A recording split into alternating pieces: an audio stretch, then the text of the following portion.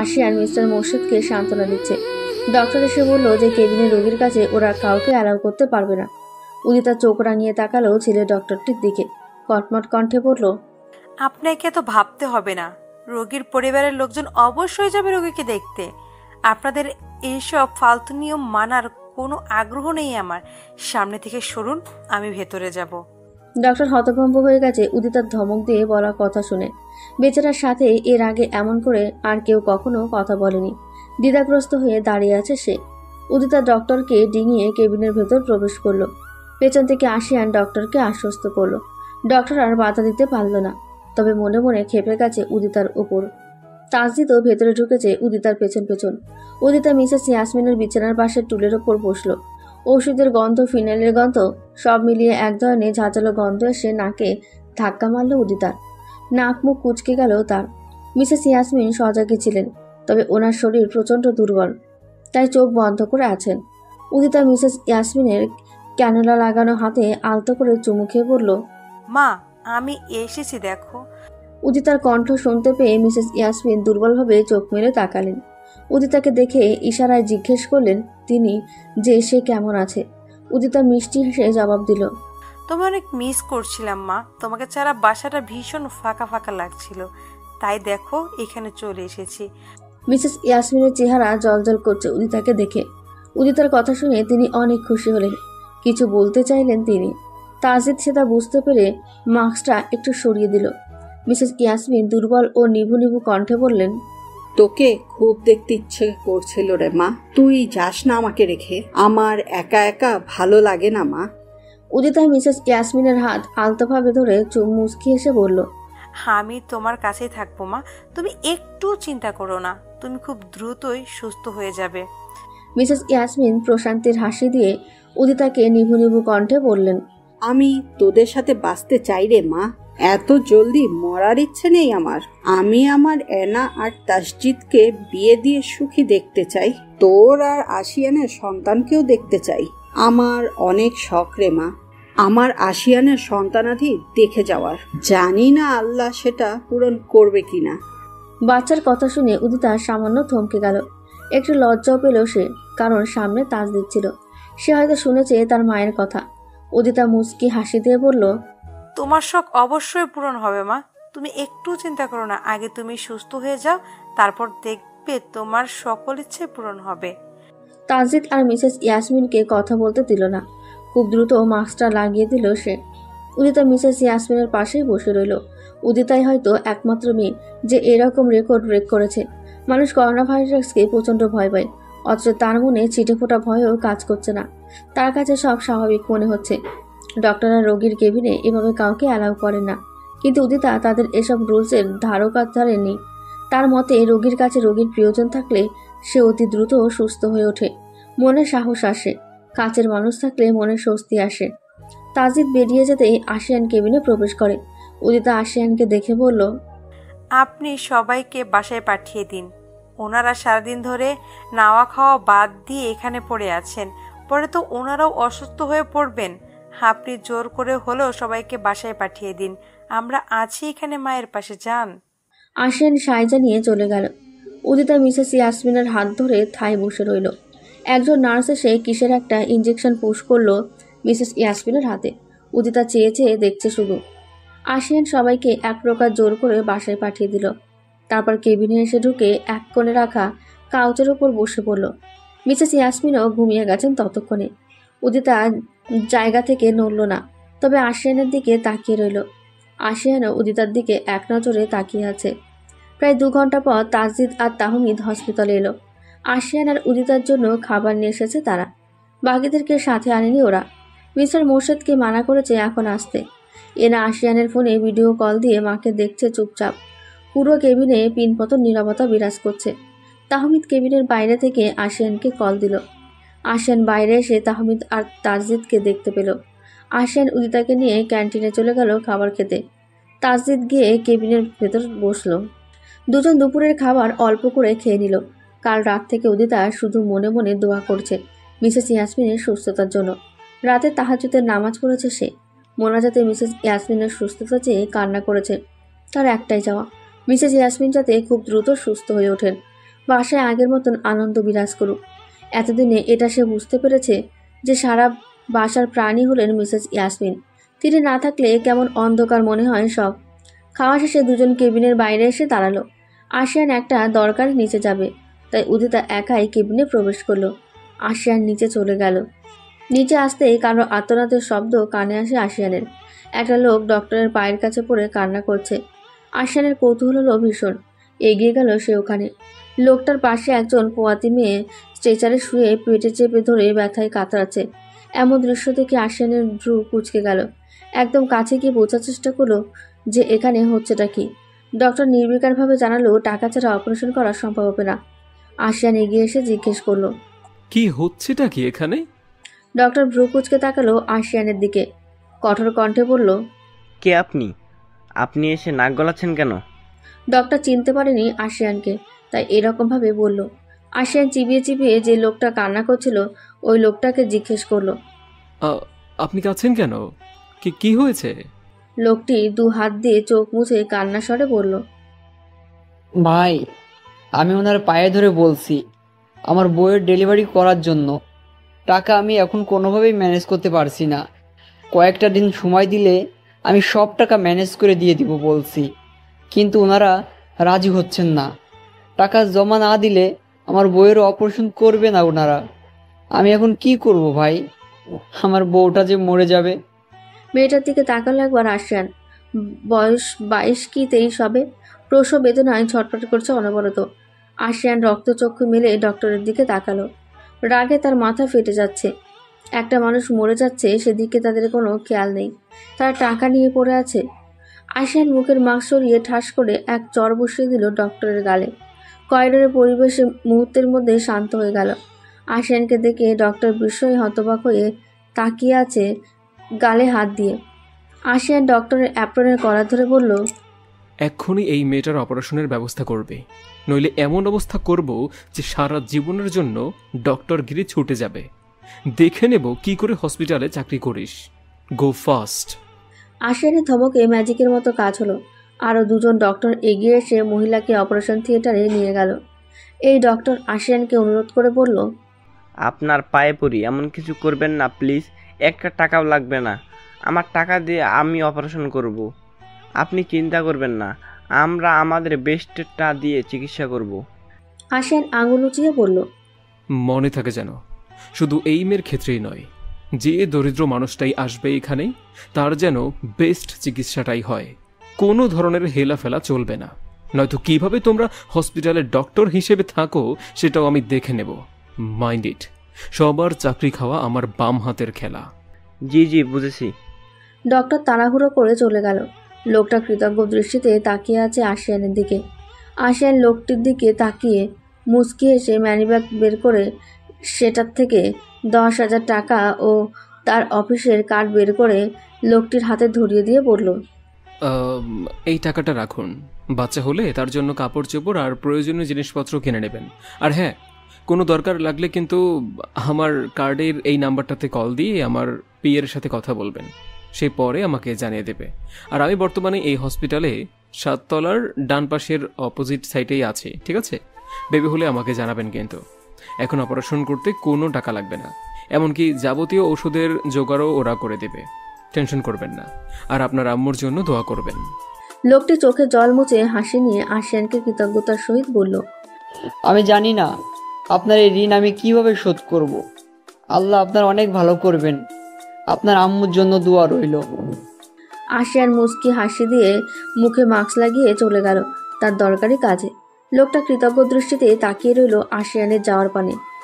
ASEAN আর উদিতা আজকে সারাদিন রাত হসপিটালেই ছিল। উদিতা মিসেস ইয়াসমিনকে প্রচুর সাহস জুগিয়ে দিয়েছে। মিসেস ইয়াসমিন যেন মনে বল পেলেন। মিসেস ইয়াসমিনের পাশে বসে মিষ্টি স্বরে কোরআন তেলাওয়াত করে শুনিয়েছে উদিতা। আল্লাহর কুদরতে 5 দিন শেষে মিসেস ইয়াসমিনের অবস্থার অনেক উন্নতি হয়েছে। এখন তিনি অনেকটাই সুস্থ আছেন। আশিয়ানের উদিতা ডক্টরদের পাশাপাশি ওরাও মিসেস ইয়াসমিনের প্রচুর খেয়াল রেখেছে।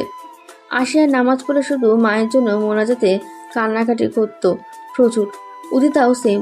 তাজদিদ, এনা, তাহমিদ থেকে শুরু করে পরিবারের সবাই মিসেস ইয়াসমিনের সুস্থতার জন্য মন প্রাণে দোয়া করেছে। মিস্টার মোর্শেদ এতিমখানার শিশুদেরকে কাপড় চোপড় বিলিয়ে দিয়েছেন। আশিয়ান 5টা গরু জবাই দিয়ে প্রত্যেকে গরু ও হতদরিদ্র মানুষের বিলিয়ে দিয়েছে। তাহমিদ আর তাজিদও পথ শিশুদেরকে টাকা পয়সা বিতরণ করেছে। উদ্দেশ্য একটাই, মিসেস ইয়াসমিনের সুস্থতা। তাসকিন মিসেস ইয়াসমিনের অসুস্থতার কথা শুধুমাত্র ঘোরাঘুরি বাদ দিয়ে আলিয়াকে নিয়ে বাসায় ফিরে এসেছে। আজ পুরো 1 সপ্তাহ পর ডক্টর মিসেস ইয়াসমিনকে হসপিটাল থেকে ডিসচার্জ করে দিল। মিসেস ইয়াসমিন এখন অনেকটাই সুস্থ হয়ে গেছেন। মিস্টার মোর্শেদ তো আড়ালে প্রিয়তমা স্ত্রীকে বুকে জড়িয়ে ধরে খুশিতে কান্না করেছেন। সন্তানদের বাপ যদি এমন পাগল টাইপের হয় তবে বাচ্চারা কেমন হবে তা বোঝাই যায়। মিসেস ইয়াসমিন তৃপ্তির একটা হাসি দিলেন। তার সংসার পুরোপুরি পরিপূর্ণ। বাসাটা আজ ভরা ভরা লাগছে উদিতার কাছে। অবশেষে ঘরে আগের সেই শান্তি ফিরে এলো। আশিয়ান খুশিতে উদিতাকে জড়িয়ে ধরে অনেক কান্না করেছে। মায়ের সুস্থতার খুশিতে ছেলেটা পুরো পাগল হয়ে গেছে যেন। তাহমিদের সাথে ঝগড়া করে বাসে এসেছে কিয়া। তাহমিদের সাথে গত 3 দিন ধরে কোনো কথা বলে না সে চায়নি বাপের বাড়ি যেতে, তাও তাদের কথায় যেতে হয়েছে। মিসেস ইয়াসমিনকে জড়িয়ে ধরে হাঁফসু নয়নে কান্না করেছে সে এই দুঃখে। খুশির খবরের মধ্যে আরেকটা খুশি হলো আলিয়া প্রেগনেন্ট। মাত্র 1.5 মাস চলছে তার। মিসেস তারানা তো খুশিতে আত্মহারা। বাসায় আত্মীয় স্বজনরা সে মিসেস ইয়াসমিনকে দেখে গেলেন, সাথে আলিয়াও দোয়া করে গেলেন। উদিতা আর কিয়া মিসেস ইয়াসমিনের প্রচুর খেয়াল রাখে, সাথে আলিয়াও।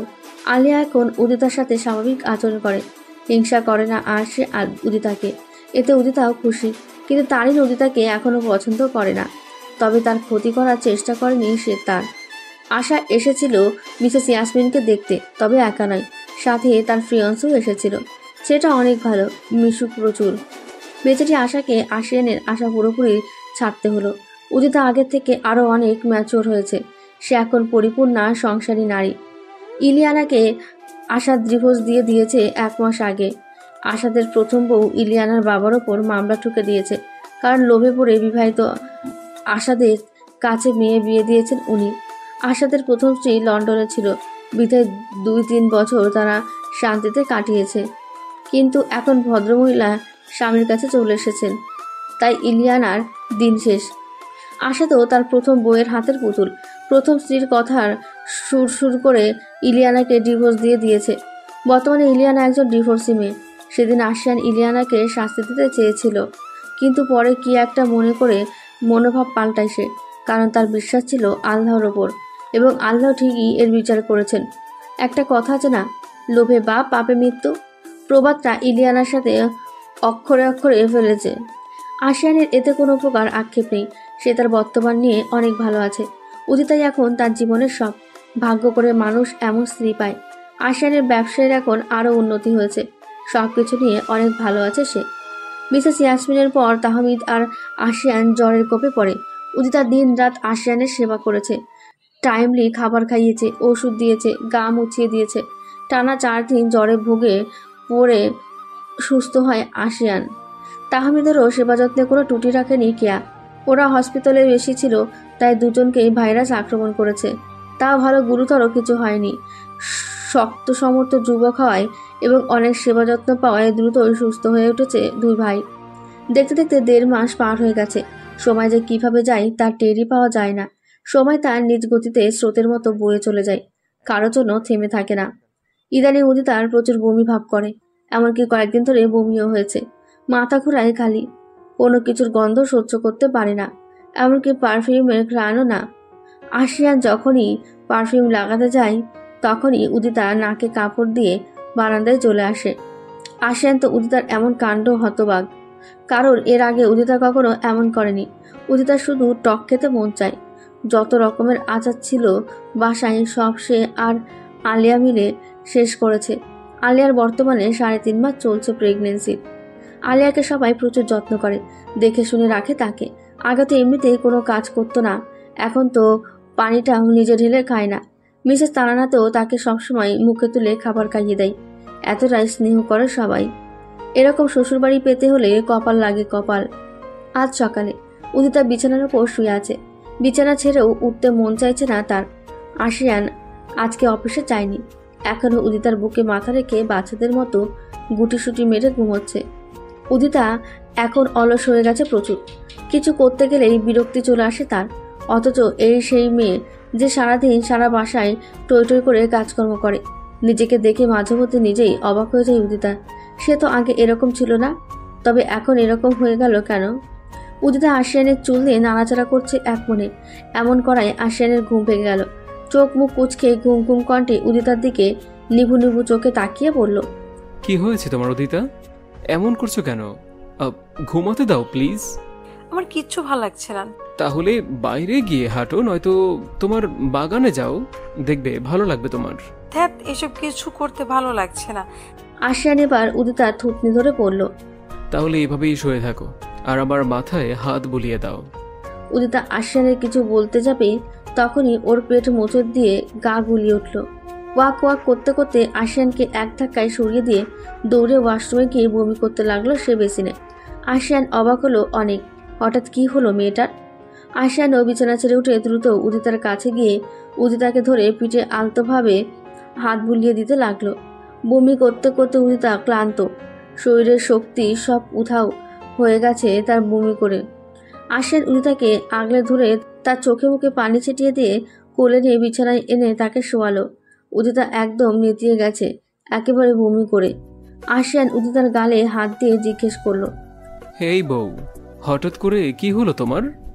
উদিতা কিছু না বলে পানি খেতে চাইলে আশিয়ান তাকে ধরে যত্ন সহকারে পানি খাইয়ে দিল। উদিতা আবারও ধপ করে শুয়ে জোরে জোরে শ্বাস নিতে লাগলো। আশিয়ান ব্যস্ত হয়ে পড়ে উদিতার জন্য। সে বুঝতে পারছে না হুট করে উদিতার কি হলো। কি হয়েছে তোমার সোনা? হঠাৎ বমি করলে যে? জানি না, আমার গা গোলাচ্ছে, শুধু বমি ভাব হচ্ছে। ডক্টরের কাছে যাবে? না, এমনি তো ঠিক হয়ে যাব। আশিয়ান উদিতার মাথায় হাত বুটে দিচ্ছে। তার মাথায় একবারও আসেনি যে উদিতা প্রেগনেন্ট হতে পারে। আশিয়ান হাত মুখ ধুয়ে ফ্রেশ হয়ে নিচে গিয়ে উদিতার জন্য খাবার নিয়ে এলো। উদিতা বিছানায় শুয়ে আছে আগের মতন। আশিয়ান উদিতাকে মুখে তুলে খাবার খাইয়ে দিল, তারপর নিজে নাস্তা করে নিল। খাওয়ার পর উদিতার শক্তি ফিরে এলো যেন, এখন কিছুটা ভালো লাগছে তার। আশিয়ান উদিতাকে নিয়ে নিচে নেমে এলো। বাসায় আজ কম বেশি সবাই আছে, শুধু মিস্টার মোর্শেদ ও মিস্টার এনামুল 15 দিনের জন্য দেশের বাইরে গিয়েছেন ব্যবসার কাজে।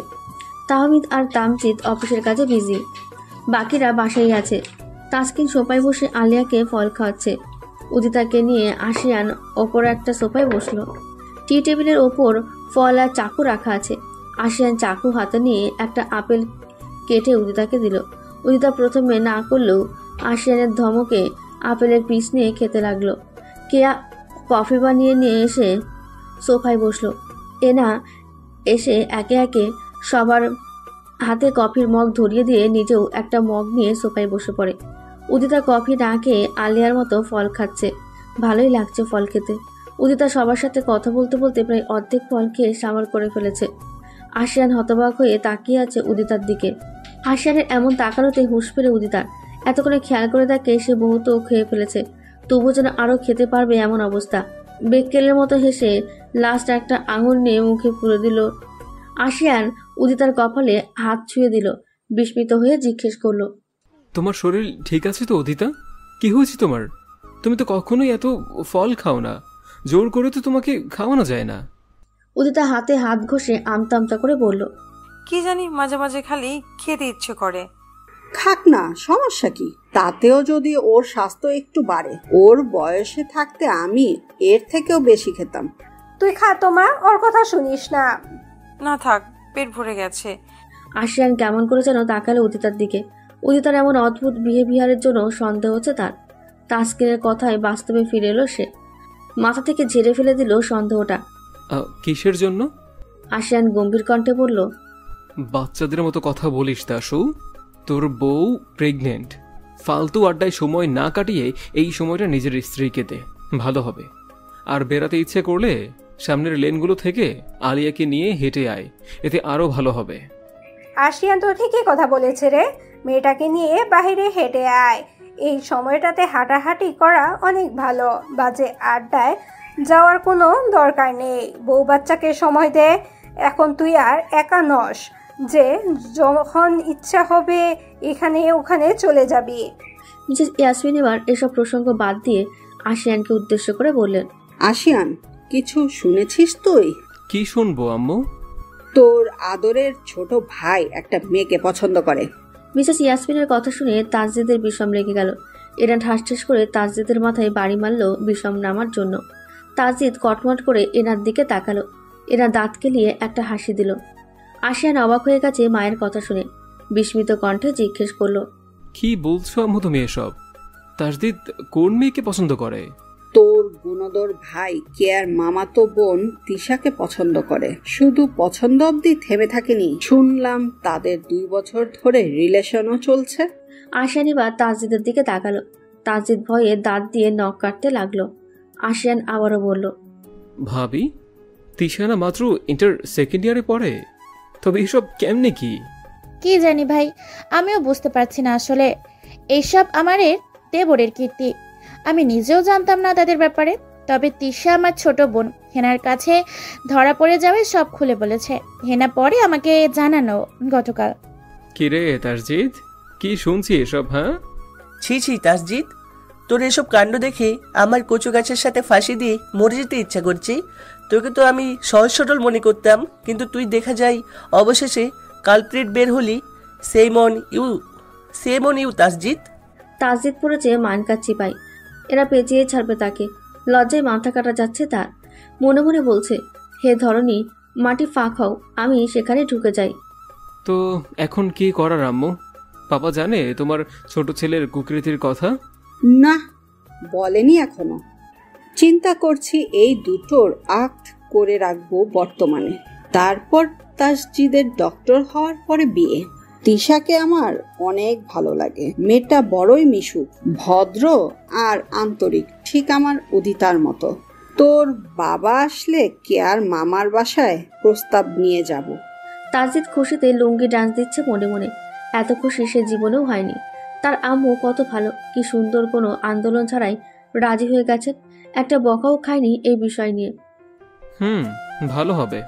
আরও বেশ কিছুক্ষণ গল্প করলো সবাই বসে বসে। উদিতার আবারও গা গোলাচ্ছে, তাই সে বসা থেকে উঠে রুমে চলে এলো। ওয়াশরুমে গিয়ে গড়গড় করে বমি করে দিল। আশিয়ান উদিতার ফ্যাকাশে চেহারা দেখে পিছু পিছু রুমে এসে দেখলো উদিতা সকালের মতো এবারও বমি করেছে। আশিয়ান চিন্তিত হয়ে পড়ল উদিতাকে নিয়ে। এত বমি করার কারণটা কি? বদহজম হয়েছে না অন্য কিছু? উদিতা আবারও নেতিয়ে গেছে বমি করতে করতে। আশিয়ান কোলে নিয়ে পানি খাইয়ে আবারও উদিতাকে বিছানায় শুইয়ে দিল। চিন্তিত কণ্ঠে জিজ্ঞেস করলো, আচ্ছা, বমি কি আজকেই হচ্ছে নাকি আগে থেকে এই সমস্যা? কাপা কাপা কণ্ঠে জবাব দিল, বেশ কিছুদিন ধরে এমন হচ্ছে, বমি বমি ভাব করে সব সময়, বিশেষ করে ভাত খাওয়ার সময় বমি হয়েছে বেশ কয়েকবার। নাক খালি উদ্ভট গন্ধ এসে লাগে, বুঝতে পারি না এমন কেন হচ্ছে। আশিয়ানের এবার সন্দেহটা আরেকটু গাঢ় হয়। বিচলিত কণ্ঠে জিজ্ঞেস করেন, আচ্ছা, তোমার কি এই মাসে পিরিয়ড হয়েছে? এসব কি জিজ্ঞেস করছেন আপনি? উল্টা পাল্টা বেশরম লোক। তুমি বলো তো, আমি সিরিয়াসলি জিজ্ঞেস করেছি। এখন ফাজলামি করার মুড নেই কিন্তু আমি। উদিতা মুখ গোমরা করে জবাব দিল, 2 মাস ধরে হচ্ছে না, জানি না কেন। আমার ভয় লাগছে অনেক, মনে হচ্ছে মরার সময় চলে এসেছে। নয়তো এসব কি হচ্ছে আমার সাথে বলুন তো? বোকা মাইয়া, আসলেই তুমি হাঁদা। শুয়ে থাকো, আমি একটু বাইরে থেকে আসছি। কোথাও যাচ্ছেন? ফার্মেসিতে। নো মোর কোশ্চেন, ওকে? এই বলে আশিয়ান মুখে মাস্ক লাগিয়ে হুডিওয়ালা জ্যাকেট পরে রুম থেকে বেরিয়ে চলে এলো। উদিতাকে আর কিছু জিজ্ঞাসা করার সুযোগ দিল না। উদিতা শুয়ে রইল আগের মতো। প্রায় 15 মিনিট পর আশিয়ান ফিরে এলো একটা প্যাকেট হাতে নিয়ে। আশিয়ানকে দেখে উদিতা উঠে বসলো। উদিতার হাতে প্যাকেটটা এগিয়ে দিল আশিয়ান। উদিতা প্যাকেট খুলে এর ভেতরে আরও 5টা ছোট ছোট প্যাকেট পেল। আশিয়ানের দিকে তাকিয়ে জিজ্ঞেস করলো, এসব কিসের প্যাকেট? Pregnancy kit. বুঝলাম না। একটু পর বুঝতে পারবে। এখন টেস্ট করে দেখব আমার সন্দেহ ঠিক কিনা। আশিয়ানের কথা উদিতার মাথার উপর দিয়ে গেল। সে কিছুই বুঝতে পারেনি আশিয়ানের কথা। আশিয়ান নিয়ম অনুযায়ী প্রেগন্যান্সি কিট নিয়ে উদিতাকে টেস্ট কিভাবে করতে হবে তা বুঝিয়ে দিল। উদিতা আশিয়ানের কথা মতো 3টে স্টিক দিয়ে টেস্ট করলো। তারপর স্টিকগুলো আশিয়ানের হাতে এনে দিল। আশিয়ান স্টিক 3টির দিকে পলকহীনভাবে তাকিয়ে আছে। 3টে স্টিকে 2টো করে লাল রেখা স্পষ্টভাবে ফুটে উঠেছে। প্রেগন্যান্সি পজিটিভ, মানে উদিতা মা হতে চাচ্ছে। আশিয়ানের চোখ জোড়া ছলছল করে ওঠে আনন্দে। স্টিক 3টি হাতে রেখে উদিতাকে জড়িয়ে ধরে সে। উদিতা বুঝতে পারল না কিছু। আশিয়ানের পিঠে হাত রেখে জিজ্ঞেস করে, কি হয়েছে আপনার? কিছু তো বলুন, আমি গোলক দাদাই আছি মনে হচ্ছে। আশিয়ান উদিতার কপালে চুমু খেয়ে বলে ওঠে, তুমি মা হতে যাচ্ছ উদিতা? তোমার পেটে আমার সন্তান বেড়ে উঠছে। আশিয়ানের কথা শুনে স্তব্ধ হয়ে গেছে যেন উদিতা। তার বিশ্বাস হচ্ছে না আশিয়ানের কথা। আবারও জিজ্ঞেস করলো, কি বলছেন আপনি? আবার বলুন প্লিজ। আশিয়ান এবার টেবিলের ওপর কিটিগুলো রেখে উদিতার কোমর জড়িয়ে ধরে উপরে তুলল। আশিয়ানের মাথা বরাবর উদিতার মাথা হতেই উদিতার কপালের সাথে কপাল লাগাই। আমাদের পিচ্ছি একটা বেবি আসবে উদিতা। সে তোমাকে আম্মু ডাকবে আর আমাকে ডাকবে পাপা। বুঝতে পারছো তুমি? আমার অনেক খুশি লাগছে উদিতা। তুমি আমাকে অনেক বড় একটা খুশির খবর দিলে। এর থেকে আনন্দের আর কিচ্ছু হতে পারে না। খুশিতে উদিতা কেঁদে দিয়েছে। এতদিন বাচ্চার জন্য মাথা খেয়েছে আশিয়ানের, আর আজ সেই স্বপ্নটা পূরণের পথ পেয়ে গেছে। উদিতা আশিয়ানকে শক্ত করে জড়িয়ে ধরে বলল, উফ, আমার অনেক বেশি আনন্দ হচ্ছে কথাটা শুনে। আমি মা হব, ইস কি যে ভালো লাগছে। অনেক ধন্যবাদ আপনাকে আমার ইচ্ছেটা পূরণ করে দেওয়ার জন্য। সারা বাসায় এতক্ষণে উদিতার প্রেগনেন্ট হওয়ার কথা চাউর হয়ে গেছে। মিসেস ইয়াসমিন খুশিতে আত্মহারা হয়ে উদিতাকে বুকে নিয়ে কপালে স্নেহের পরশ বুলিয়ে দিয়েছেন। সাথে ওনার শাশুড়ি মায়ের দেওয়া স্বর্ণের একজোড়া বালা উদিতার হাতে পরিয়ে দিলেন তিনি। আশিয়ানকে বললেন উদিতাকে নিয়ে হসপিটালে গিয়ে চেক আপ করাতে। হসপিটাল থেকে আসার পর বাকি সবাইকে খুশির খবর দেওয়া হবে। বাসার সবাই ভীষণ খুশি। একসাথে দুটো বাচ্চা আসতে চলেছে তাদের বাসায়। এর থেকে খুশির খবর আর কি হতে পারে। মিসেস ইয়াসমিনের কথা মতো আশিয়ান উদিতাকে নিয়ে হসপিটালে চলে এলো চেক আপ করানোর জন্য। ডক্টর উদিতাকে টেস্ট করতে দিলেন। টেস্ট করার 1 ঘন্টা পর রিপোর্ট দেখে ডক্টর বললেন উদিতা 1.5 মাসের প্রেগনেন্ট। আশিয়ানকে ডক্টর উদিতার ব্যাপারে বললেন, ওনার বয়সটা অনেক কম, এ সময় বাচ্চা না নেওয়াটাই ওনার জন্য ভালো হতো। তবে আশা করছি তেমন একটা অসুবিধা হবে না। আমি যে চার্টটা দিয়েছি সেটা অলওয়েজ ফলো করবেন। খাওয়া দাওয়ার কোনো গাফিলতি যেন না হয় সেটা খেয়াল রাখবেন। আর কোনো রকমের ভারী কাজ করা নিষেধ, কারণ এতে বাচ্চার ক্ষতি হবে। ফলমূল আর শাকসবজি বেশি করে খাওয়াবেন। কয়েকটা ওষুধের নাম প্রেসক্রাইব করে দিয়েছি, সেগুলো টাইমলি খাওয়াবেন। মাসে মাসে চেক আপ করাতে নিয়ে আসবেন। ওকে ডক্টর, আমি ওকে সবসময় আগলে রাখবো এবং সব কিছু মেনে চলবো।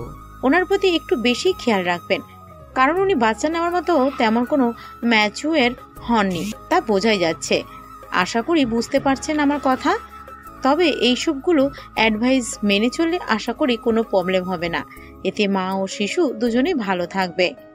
জি ডক্টর, অনেক ধন্যবাদ আপনাকে। Mention not mister Chowdhury, it's my duty. Udita চুপচাপ শুধু তাদের কথা শুনে গেছে। সব কথা শুনে উদিতা বুঝতে পারল কথায় কথায় আশা করি বলাটা ডক্টরের মুদ্রা দোষ। উদিতা নিজেই নিজের ওপর বিরক্ত। কি সব উল্টা পাল্টা চিন্তা ভাবনা তার মাথার ভেতর ঘুরছে। আশিয়ান জানতে পারলে হয়তো তাকে পাগল ছাড়া আর কিছু বলবে না। আশিয়ান উদিতাকে নিয়ে ডক্টরের চেম্বার থেকে বেরিয়ে ফার্মেসিতে গিয়ে ওষুধ কিনল। তারপর গাড়িতে উঠে বসে গাড়ি ড্রাইভ করে একটা সুপার শপে এসে নামলো সে। উদিতাকে সাথে নিয়ে সেখান থেকে উদিতার জন্য মাদার হরলিক্স, দুধের প্যাকেট, কর্নফ্লেক্স আরও কত কি কেনাকাটা করলো। একটা আচারের স্টলের সামনে দাঁড়িয়ে উদিতা আশিয়ানকে বলল তাকে আচার কিনে দিতে। আশিয়ান উদিতাকে বেশ কয়েক ধরনের আচার কিনে দিল। উদিতা গাড়িতেই আচার খাওয়া স্টার্ট করে দিয়েছে। আশিয়ান তো বারবার উদিতার দিকে তাকাচ্ছে। তার এখনো বিশ্বাস হচ্ছে না যে তার প্রাণপ্রিয়া স্ত্রী মা হতে যাচ্ছে। বাসায় এসে পৌঁছানোর পর উদিতার ব্যাপারে সবকিছু খুলে বলল আশিয়ান সবাইকে। সবাই আনন্দের জোয়ারে ভাসছে। খুশির ঠেলায় আশিয়ান নিজে মাহবুবকে দিয়ে প্রায় 20 কেজির মতো মিষ্টি এলাকায় বিতরণ করলো। আর 60 কেজিরও বেশি মিষ্টি এতিমখানা ও বৃদ্ধাশ্রমে বিতরণ করলো। এত করে বাংলাদেশের সবাই প্রায় জেনে গেছে যে আশিয়ান বাবা হতে যাচ্ছে, তার স্ত্রী প্রেগনেন্ট। এরকম একটা সুখবর পেয়ে উদিতার বাবা মা ভাই বোন ওরা আশিয়ানদের বাসায় আসতে দেরি করলে না। মিসেস আনিতা তো মেয়েকে জড়িয়ে ধরে কান্না করে দিয়েছেন খুশিতে। মিস্টার মোর্শেদ আর মিস্টার এনামুল সাংঘাতিক খুশি হয়েছেন উদিতার মা হবার কথা শুনে। ওনারা 2-1 দিন পরই বাসায় আসছেন। আর উদিতা তো খুশিতে মনে মনে লাফাচ্ছে। তার ভাবতেই এত ভালো লাগছে যে তার নিজেরও একটা ছোট্ট বেবি হবে। পিচ্চিটাকে সবসময় সে কোলে নিয়ে রাখবে। আরও কত কি, এখন থেকেই চিন্তাভাবনা শুরু। রাতে আশিয়ান রুমে আসেনি এখনো। উদিতা একটা কালো রঙের জর্জের শাড়ি পরেছে। সাথে হাফ হাতার সুতির ব্লাউজ। ব্লাউজের পিছন দিক অনেক বড় আর দুটো ফিতা দেওয়া। চুলগুলো ছেড়ে রেখেছে সে, সাথে চোখে গাঢ় করে কাজল আর ঠোঁটে টকটকে লাল লিপস্টিক লাগালো সে। তার ইচ্ছে আজ আশিয়ানকে পাগল বানাবে। উদিতা সেজে গুজে নতুন বইয়ের মতো বিছানার ওপরে বসে আছে। একটু পর আশিয়ান রুমে ঢুকে দরজা লক করলো। বিছানার ওপর বসা উদিতার দিকে চোখ পড়তেই তার হার্টবিট মিস হলো যেন। এত অ্যাট্রাকটিভ অবস্থায় উদিতাকে দেখতে পাবে ভাবতে পারেনি সে। ধীর পায়ে উদিতার দিকে এগিয়ে আসতে লাগে আশিয়ান, যেন সে একটা ঘোরের মধ্যে আছে। উদিতা লজ্জা পেয়ে অন্যদিকে তাকালো। আশিয়ানের ওই মাতাল চোখে চোখ রাখার সাহস পাচ্ছে না সে। আশিয়ান উদিতার একদম কাছে এসে দাঁড়িয়ে উদিতার চুলগুলো আলতোভাবে পেছন থেকে মুঠো করে ধরল। উদিতা এবার তাকায় আশিয়ানের দিকে। আশিয়ান মাথা নিচু করে ঠোঁট ডুবিয়ে উদিতার কপালে একটা চুমু খেয়ে নাকের ডগায় ঠোঁট খসল। তারপর ঠোঁটের কোণে গভীর একটা চুমু খেলো সে। উদিতা লজ্জা পেয়ে চোখ বন্ধ করে আশিয়ানের আদ্রগুলো অনুভব করছে। আশিয়ান নেশা লাগালো কণ্ঠে বলল, আমার টুকটুকে বউটা দেখা যায় আমাকে নিজের রূপের জালে ফাঁসিয়ে মেরে ফেলতে চাই। কি ব্যাপার সুন্দরী, দিন দিন দেখা যাচ্ছে আমার বউটা অতিরিক্ত আগুন সুন্দরী হয়ে গেছে। আশিয়ানের এমন কথা শুনে উদিতা লজ্জায় লাল হয়ে গেল। আশিয়ান মুচকি এসে উদিতাকে কোলে তুলে নিল। উদিতা আশিয়ানের গলা জড়িয়ে ধরে পড়ে যাওয়ার ভয়ে। আশিয়ান উদিতার নাকের সাথে নাক ঘষে প্রশস্ত হাসল। তারপর এগিয়ে গেল বারান্দার ছাদ লক্ষ্য করে। বারান্দায় খোলামেলা অংশে দাঁড়িয়ে আশিয়ান উদিতাকে কোল থেকে নামিয়ে দিল। তারপর আশিয়ান উদিতার সামনে হাঁটু গেড়ে বসে উদিতার পেটের উপর থেকে আঁচলটা সরিয়ে ধপধপে ভরসা পেটের দিকে তাকালো। উদিতার কোমর জড়িয়ে ধরে পেটে ঠোঁট ডুবিয়ে ছোট্ট ছোট চুমু দিতে লাগলো সে। উদিতা কেঁপে উঠে আশিয়ানের এমনতর স্পর্শে। আঁকড়ে ধরে আশিয়ানের চুল, পেট থেকে মুখ সরিয়ে সেখানে হাত বুলিয়ে দিয়ে আশিয়ান উদিতার দিকে তাকিয়ে বলল, তুমি কি কিছু ফিল করতে পারো উদিতা? ঠিক এই জায়গাটায় তোমার আর আমার একটা ছোট্ট অংশ বেড়ে উঠছে, আমাদের দুজনের ভালোবাসার অংশ, আমাদের সন্তান। তুমি জানো না উদিতা, আমি ঠিক কতটা হ্যাপি, তোমাকে আমি ভাষায় বোঝাতে পারবো না। আমার আনন্দের কথা আমি কখনো প্রকাশ্যে শেষ করতে পারবো না। অবশেষে সবার মতো আমিও বাবা হব, আমাকেও কেউ পাপা বলে ডাকবে। I am so happy Udita, I am so happy. খুশিতে আশিয়ানের চোখ জোড়া চকচক করছে। স্বামীর খুশি দেখে উদিতা নিজেও প্রচন্ড খুশি। উদিতা নিচু হয়ে আশিয়ানের কপালে ও গালে চুমু খেলো। আল্লাহর কাছে শুকরিয়া আদায় করলো আশিয়ানের মতো একজন লাইফ পার্টনারকে নিজের জীবনে পাইয়ে দেওয়ার জন্য।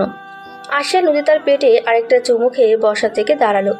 উদিতা আশিয়ানের গলা জড়িয়ে ধরে তার পায়ের ওপর নিজের পা রেখে ভর দিয়ে দাঁড়িয়ে আশিয়ানের নাকের সাথে নাক ঘষে বলল, জানেন আমি অনেক ভাগ্যবতী যে আপনার মতো একজন মানুষকে জীবনসঙ্গী হিসেবে পেয়েছি। এখন আপনার সন্তানের মা হতে যাচ্ছি, আমারও ভীষণ খুশি লাগছে। আমারও ছোট্ট একটা বাচ্চা হবে, তাকে কোলে নিয়ে হাঁটবো, তাকে ঘুম পাড়াবো, তাকে নিজ হাতে খাওয়াবো। আমার ইচ্ছেটা চাইলে এত যদি পূরণ করবে ভাবতে পারিনি আমি। উদিতার কথা শুনে আশিয়ান হাসলো। উদিতা তো কিউট করে ইঁদুরের দাঁত বের করে একটা হাসি দিল আশিয়ানের দিকে তাকিয়ে। আশিয়ান উদিতার হাসির দিকে এক দৃষ্টিতে তাকিয়ে সুরেলা কণ্ঠে গেয়ে উঠল। উদিতা আশিয়ানের দিকে স্বপ্নীল চোখে তাকিয়ে আছে। আশিয়ান উদিতার গালে চুমু দিয়ে আবারও গেয়ে ওঠে। উদিতা হাসি মুখে আশিয়ানের গালের ঘন কালো খোঁচা খোঁচা চাপতারিতে হাত বোলাচ্ছে। আশিয়ান উদিতাকে কোলে নিয়ে রকিং চেয়ারে বসে গল্পের ঝুলি নিয়ে বসলো। গল্পটা হচ্ছে তাদের অনাগত সন্তানকে নিয়ে। উদিতা আশিয়ানকে বলছে, আমি চাই আমার একটা ছেলে হোক। কেন? মেয়ে হলেই সমস্যা কোথায়? সমস্যা আছে তো, মেয়ে হলে সে আমার থেকে আপনাকে বেশি ভালোবাসবে। এজন্যই আমি চাই আমার একটা ছেলে হোক। ওমা, এটা কেমন কথা? বাচ্চারা তার বাবা মা উভয়কেই সমান ভালোবাসে? মোটেও না, সব মেয়েরাই তার বাবা মায়ের থেকে বেশি ভালোবাসে। যেমন আমি আমার আব্বুকে প্রচন্ড ভালোবাসি। আব্বু আমার সবকিছু। এরপর এনা আপুর কথাই বলি, বাবাকে আপু সবচেয়ে বেশি ভালোবাসে, আর ছেলেরা তাদের মাকে ভালোবাসে। যেমন আমার ভাইয়া, আপনি, বড় ভাইয়া, ছোট ভাইয়া, আপনাদের বাবার প্রতি এত টান নেই যতটা আপনাদের মায়ের জন্য পাগল। আমি আপনাকে অনেক শক্ত মনের ব্যক্তি মনে করতাম, কিন্তু সেই আপনি মায়ের অসুস্থতায় পাগলের মতো কান্না করেছিলেন। এতেই এখন যদি আমার ছেলে হয় তাহলেও সে আমাকে এরকম করেই ভালোবাসবে, বুঝলেন? বাপরে, কি লজিক! তবে ছেলে হোক আর মেয়ে হোক তাতে আমার কোনো সমস্যা নেই। আল্লাহ খুশি হয়ে যা দিবেন তাতেই আমি সন্তুষ্ট, বুঝলে পিচ্চির আম্মু? বুঝলাম, তো ছেলে হলে কি নাম রাখা যায় বলুন তো? আগে হোক তারপর বলি। না, এক্ষুনি বলবেন। ওকে, আমাদের দুজনের নাম মিলিয়ে দিয়ান তাইব চৌধুরী হলে কেমন হয়? উদিতা হাততালি দিয়ে বলে, ওয়াও, অনেক সুন্দর নাম বলেছেন আপনি। আমার ছেলের নাম তাহলে এটাই রাখবো। আর মেয়ের নাম? আমার কেন জানি মনে হচ্ছে মেয়ে হবে না, তাই মেয়ে নামটা এখন রাখার দরকার নেই। As your wish. এখন চলো ঘুমাবো দুজন। এই বলে আশিয়ান উদিতাকে কোলে নিয়ে রুমে চলে গেল। উদিতাকে ড্রেসিং টেবিলের আয়নার সামনে দাঁড় করিয়ে বলল, যাও ঢিলে ঢালা দেখে কিছু পরে আসো। এখন থেকে ঢিলা ঢালা জামা কাপড় পরবে, ঠিক আছে? আর আমি তোমার জন্য বড় গেঞ্জি, মেক্সি এসব কিনে নিয়ে আসবো কালকে। যাও বউ, চেঞ্জ করে আসো। আশিয়ানের কথা মতো উদিতা একটা ঢিলা গেঞ্জি আর একটা প্লাজো পরে আসলো। আশিয়ান বারান্দার ডোর লক করে এসে বিছানায় শুয়ে পড়ে। উদিতা আসতেই আশিয়ান দু হাত প্রশস্ত করে উদিতাকে কাছে আসার আহ্বান জানালো। উদিতা বাতি নিভিয়ে দিয়ে আশিয়ানের বুকে মুখ গুজে শক্ত করে দুহাত দিয়ে জড়িয়ে ধরে চোখ বন্ধ করে ঘুমানোর চেষ্টা করলো। আশিয়ান বিড়াল ছানার মতো উদিতাকে আলতোভাবে জাপটে নিজের বুকের সাথে মিশিয়ে নিয়ে নিশ্চিন্তে দু চোখ বুঝলো।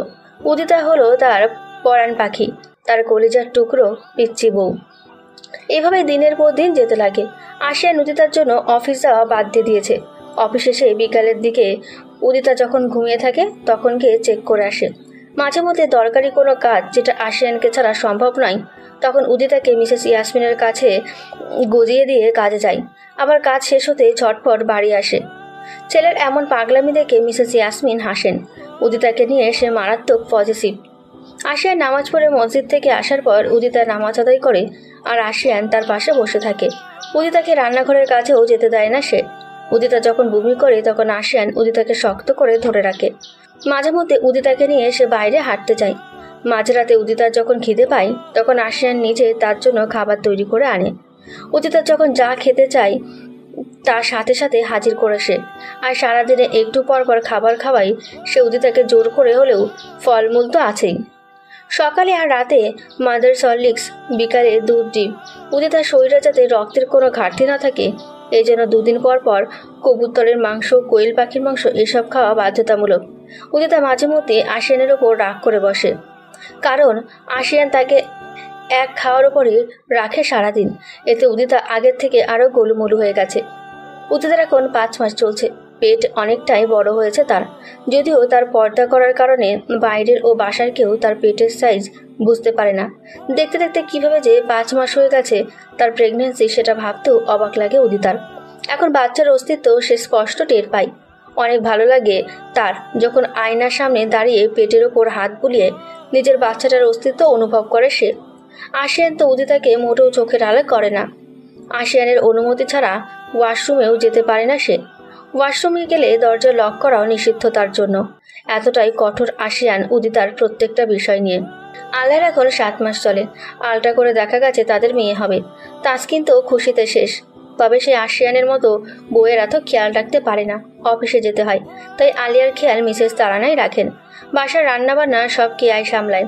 চারিন সে তার মতো আছে, কোনো কিছু নিয়ে কোনো হেলদোল নেই। বাসায় কেউ মরুক আর বাঁচুক এতেও তার কোনো ভ্রুক্ষেপ নেই।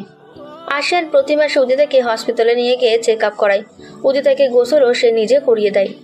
উদিতা আশিয়ানের এত কেয়ার করার কারণে পুরোপুরি অতিষ্ঠ, কিন্তু আশিয়ানের এসবের দিকে কোনো নজর নেই। সে তার বউয়ের কেয়ার করতে ব্যস্ত। রাতে ঘুমানোর সময় আশিয়ান উদিতাকে ফোলা পেটে হাত বুলিয়ে চুমু খায়, বাচ্চার সাথে আতুরে কণ্ঠে কথা বলে। উদিতা আশিয়ানের এসব পাগলামি দেখে খিলখিল করে হাসে। আশিয়ান মুগ্ধ নয়নে তার নাদুস নুদুস সুন্দরী প্রিয়তমার দিকে তাকিয়ে রয়।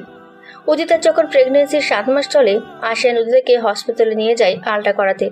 মহিলা ডক্টর উদিতার পেটে ডেলি লাগিয়ে উদিতাকে কম্পিউটারের স্ক্রিনের দিকে তাকাতে বলে। আশিয়ান উদিতার পাশেই হাত ধরে বসে আছে। একটা বাচ্চার অবয়ব স্পষ্ট বোঝা যাচ্ছে স্ক্রিনে। উদিতার চোখে জল চলে এলো বাচ্চাকে দেখে। আশিয়ান তো আনন্দে আত্মহারা। উদিতার কপালে সন্তর্পণে চুমু খায় সে খুশিতে। ডক্টর বললেন তাদের ছেলে সন্তান হবে। এটা শোনার পর উদিতার খুশি দেখে কে। বাসায় আসার পর সবাই উদিতার সাথে কথা বলছে। ডক্টর কি বললেন সেটা জানতে চাইছেন তারা। আশিয়ান বলল তাদেরকে ডক্টর বলেছেন ছেলেবাবু হবে তাদের।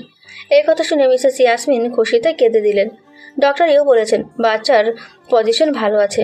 আর উদিতারও কোনো সমস্যা হবে না বাচ্চা হওয়ার সময়। এটা অবশ্যই অনেক ভালো একটা সংবাদ। আশিয়ান উদিতার কোমর জড়িয়ে ধরে নিজের কাছে টেনে নিয়ে এসে এক হাত দিয়ে ওর নাক টেনে আদুরে কণ্ঠে বলল, আল্লাহ তোমার দোয়া কবুল করেছেন, কিন্তু তুমি ছেলের মা হতে যাচ্ছ। তোমাকে তোমার ছেলে আমার থেকেও বেশি ভালোবাসবে। উদিতা মৃদু হেসে আশিয়ানের বুকে মাথা রেখে বলল, এরকম করে বলছেন কেন? আমাদের সন্তান আমাদের সমানভাবেই ভালোবাসবে। আমি তো চাই ঠিক আপনার মতো কিউটের টিপা দেখতে হোক আমার ছেলে। আমি সবসময় আপনাকে বেশি করে দেখি, কারণ আমি চাই আমার সন্তান তার পাপার গঠনে হোক, যার মুখের দিকে তাকালে আমার আপনার কথা বেশি করে মনে হবে। আমি ততই আপনার প্রেমে পড়ব। উদিতার কথা শুনে আশিয়ান ঠোঁট এলিয়ে হাসল। উদিতাকে কোলে নিয়ে বিছানায় বসিয়ে সে ফ্লোরে হাঁটু গেড়ে বসে উদিতার ভরা পেটে কান বাঁধল। উদিতার পেট এখন অনেকটাই বড় হয়েছে, মাঝে মধ্যে পিচ্ছিটা কিক মারে তার পেটে। সুখের ব্যথায় উদিতা তৃপ্তির হাসি হাসে, অনুভব করে নিজের কলিজার টুকরো বাবুটাকে। আশিয়ান পেটে হাত বুলিয়ে বাচ্চার সাথে আজরে কণ্ঠে কথা বলে, আমার আব্বুটা কেমন আছো তুমি সোনা বাচ্চা? বাবা তোমাকে অনেক মিস করি বাবাই। কখন আসবে তুমি আব্বু? আমার যে পিচ্ছি সোনাটার জন্য আর তর্স হয়েছে না। আশিয়ানের পাগলামি দেখে উদিতা হাসে। বাপের কথায় সায় দিয়ে যেন পেট কাঁপিয়ে একটা লাথি মারে পিচ্ছিটা। আশিয়ান তখন উদিতার ফর্সা উন্মুক্ত পেটের দিকেই তাকিয়েছিল। সে স্পষ্ট ছোট একটা পা দেখতে পেল। উদিতা মৃদু আর্তনাদ করে উঠে পেটে লাথি খেয়ে। আশিয়ান উদিতার দিকে তাকিয়ে বিস্মিত হয়ে বলে, উদিতা, তুমি তুমি দেখেছ? আমি আমার ছেলের পা স্পষ্ট দেখতে পেয়েছি। ও ভাই আল্লাহ, এত খুশি আমি কই রাখি। আমি আমার ছেলের পা দেখেছি আজ। কি ছোট ছিল দেখতে। Oh, I can't explain that. Udita, এত আনন্দ লাগছে আমার, কেন বুঝতে পারছি না। আশিয়ান যেন আত্মহারা হয়ে গেছে খুশিতে। উদিতা হাসলো আশিয়ানের খুশি দেখে। অভিযোগ মেশানো কণ্ঠে বলল, আমার ছেলে এত দুষ্ট কেন বলুন তো? কি জোরে লাথি মারলো আমার পেটে! আসার আগেই দুষ্টুমি শুরু করে দিয়েছে দেখা যায়। উফ, ব্যথা করছে পেটে। দেখতে হবে না কার ছেলে? আমার ছেলে মনে হয় বড় হয়ে নামকরা একজন ফুটবল খেলোয়াড় হবে, তাই এরকম কিক মারলো, বুঝলে? আশিয়ানের কথা শুনে ফিক করে হেসে ফেলল উদিতা। ছেলে নাকি ফুটবলার হবে। আশিয়ান এবার উদিতার পেটে চুমু খেয়ে বলল, সোনা আমার, মাকে কষ্ট দিও না বাবা। আম্মু ব্যথা পায় তো আব্বুটা। তুমি না কত ভালো ছেলে আমার। উদিতার চোখ জোড়া ছলছল করে। এত সুখ আল্লাহ তার ভাগ্যে রেখেছেন তা ভাষায় প্রকাশ করার মতো না। এত সুখ তার কপালে সইবে তো, মনে মনে ভাবে উদিতা। দিনকে দিন উদিতা গোলুমলু আলুর মতো হয়ে যাচ্ছে। শরীরে পানি এসেছে কিছু, আর বাকিটা আশিয়ানের খাওয়ানোর জন্য। উদিতা নিজেকে রাক্ষস মনে হয় মাঝে মাঝে। এত খাবার খাওয়ার খুব কি প্রয়োজন আছে বুঝতে পারে না সে। আশিয়ানের কেয়ারের জ্বালায় অতিষ্ঠ হয়ে গেছে সে। তার এত কেয়ার, এত আদর যত্নে মনে হয় পৃথিবীতে একমাত্র উদিতাই প্রেগনেন্ট হয়েছে, যেন আর কোনো মেয়ে বাচ্চা জন্ম দেয়নি। বেশ কিছুদিন ধরে উদিতার আশিয়ানকে নিয়ে একটা সন্দেহ মাথাচাড়া দিয়ে উঠেছে। আশিয়ান দুইটা ফোন ইউজ করে, একটা আইফোন, অন্যটা ভিভো লেটেস্ট মডেলের একটা ফোন। আইফোন যেটা, সেটা আশিয়ান সবসময় ব্যবহার করে থাকে, আর উদিতাও মাঝে মধ্যে এই ফোন ঘাটে। তবে ভিভো যেটা, সেটা আশিয়ান কখনো ফেলে রাখে না। সেটার পাসওয়ার্ডও উদিতাকে কখনো বলেনি, এমনকি কখনো টাচও করতে দেয়নি তাকে। একদিন হাতে নিয়েছিল উদিতা ফোনটা, কিন্তু আশিয়ান তার হাত থেকে ছো মেরে ফোনটা নিয়ে নেয় আর বলে এটা তার অফিসের কাজের ফোন, এটাতে জরুরি ফাইল সমূহের PDF আছে, তাই সে এই ফোনটা কাউকে ছুতে দেয় না। উদিতাও তেমন একটা ঘাটেনি এসব বিষয় নিয়ে, কিন্তু ইদানিং ভাবতে বাধ্য হচ্ছে। এই ফোন থেকে কল আসলে আশিয়ান বারান্দায় গিয়ে বারান্দার দরজা অফ করে দেয়, যাতে বারান্দায় কেউ যেতে না পারে। আর রাত ছাড়া এই ফোনে কেউ কল বা মেসেজ কিছুই দেয় না। উদিতার প্রেগনেন্সি চলাকালীন সময়ে প্রথম থেকেই যখনই এই ফোনে কারো কল আসতো, তখন এসে মিসেস ইয়াসমিনের কাছে উদিতাকে গুছিয়ে দিয়ে 1-2 ঘন্টার মধ্যে বাইরে বেরোতো। কোথায় যায় তা কাউকে সে বলে না, এমনকি উদিতাকেও না। উদিতা এই বিষয়টা নিয়ে কিছুটা চিন্তিত।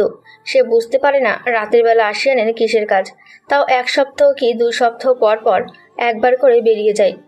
বাসার নর্মাল পোশাক পরে যায়, আবার নর্মাল পোশাকেই ফেরে। কোথায় গিয়েছিল সেটা উদিতা একবার জিজ্ঞাসা করেছিল তাকে, কিন্তু আশিয়ান এই কথা কাটিয়ে অন্য প্রসঙ্গে চলে গেছিল। সে থেকে সন্দেহটা আরও গাঢ় হয়েছে উদিতার। আজ রাতেও আশিয়ানের ওই ফোনে কে জানি কল দিয়েছে। উদিতা তখন আতশোয়া হয়ে বই পড়ছিল। আশিয়ান বারান্দায় গিয়ে ফোনে কথা বলা শেষ করে রুমে এসে উদিতার কপালে চুমু খেয়ে বলল, সোনা, বিছানা থেকে একদম নামবে না। আমি অ্যানাকে এখানে রেখে যাচ্ছি, একটু কাজ আছে, কোনো প্রয়োজন হলে অ্যানাকে বলবা, ঠিক আছে? নিজে থেকে কিছু করতে যাবে না, কেমন? উদিতা বই বন্ধ করে আশিয়ানের গালে হাত বুলিয়ে বলল, কোথায় যাচ্ছেন? কাজ আছে একটু, দ্রুতই বাসায় আসবো, চিন্তা করো না। উদিতা চুপচাপ আশিয়ানের দিকে তাকিয়ে রইল। আশিয়ান নর্মালি একটা টি শার্ট আর একটা জিন্স প্যান্ট পরে মুখে মাস্ক লাগিয়ে ফোন হাতে নিয়ে আরেকবার উদিতার কপালে চুমু দিয়ে চলে গেল। আশিয়ান যাওয়ার প্রায় 3 মিনিট পর এনা রুমে এসে উদিতার পাশে বসলো। এনা উদিতাকে হাসি মুখে বলল, আমাদের পুচকুটা কি করে ভাবি? উদিতা মৃদু হেসে জবাব দেয়, পুচকুটা ভীষণ দুষ্ট, কিছুক্ষণ পর পর পেটে লাথি মারছে। এনা হেসে ফেলল উদিতার কথা শুনে। উদিতা একটু চুপ থেকে জিজ্ঞেস করলো, আপু আসলে একটা কথা জানতে চাই।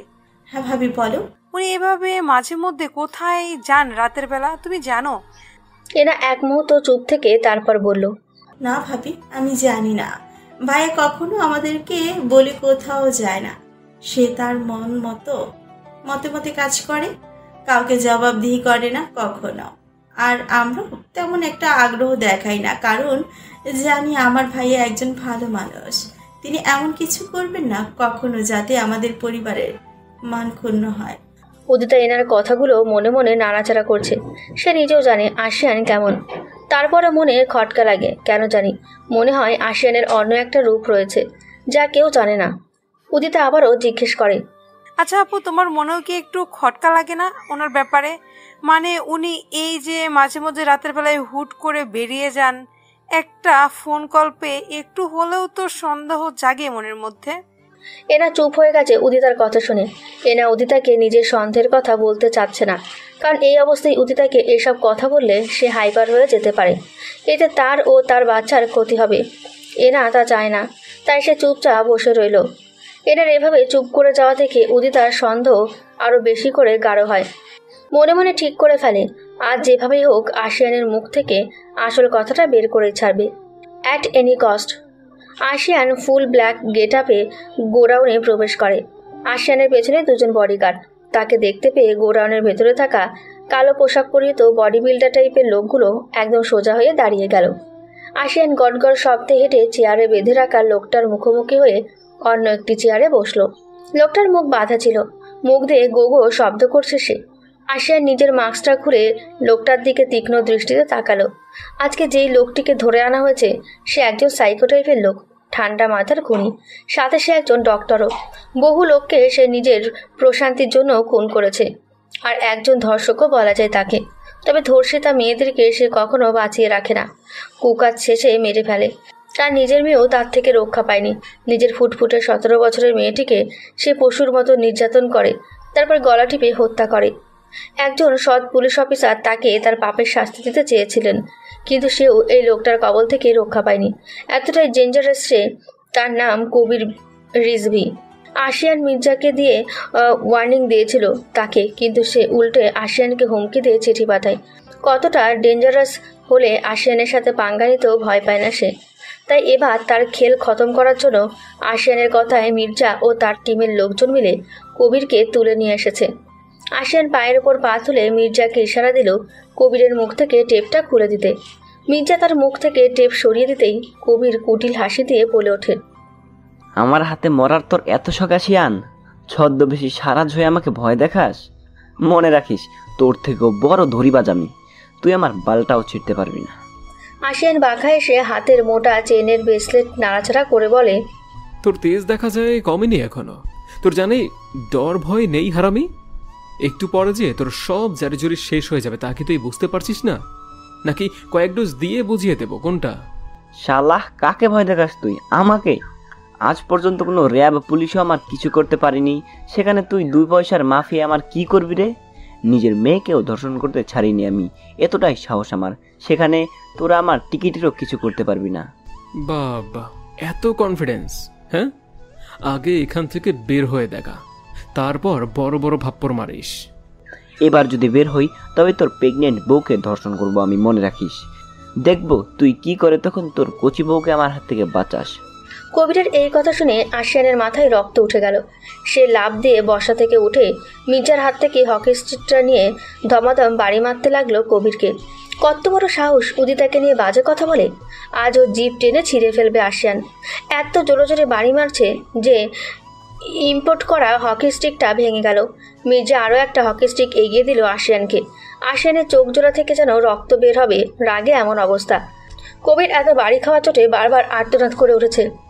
আশিয়ান ঠাস ঠাস করে মেরে মেরে বলতে লাগলো, কুত্তার বাচ্চা, আজকে তোকে কুকুরের মতো মারবো আমি। শুয়োরের বাচ্চা, তোর সাহস কি করে হয় আমার বউকে নিয়ে বাজে কথা বলার?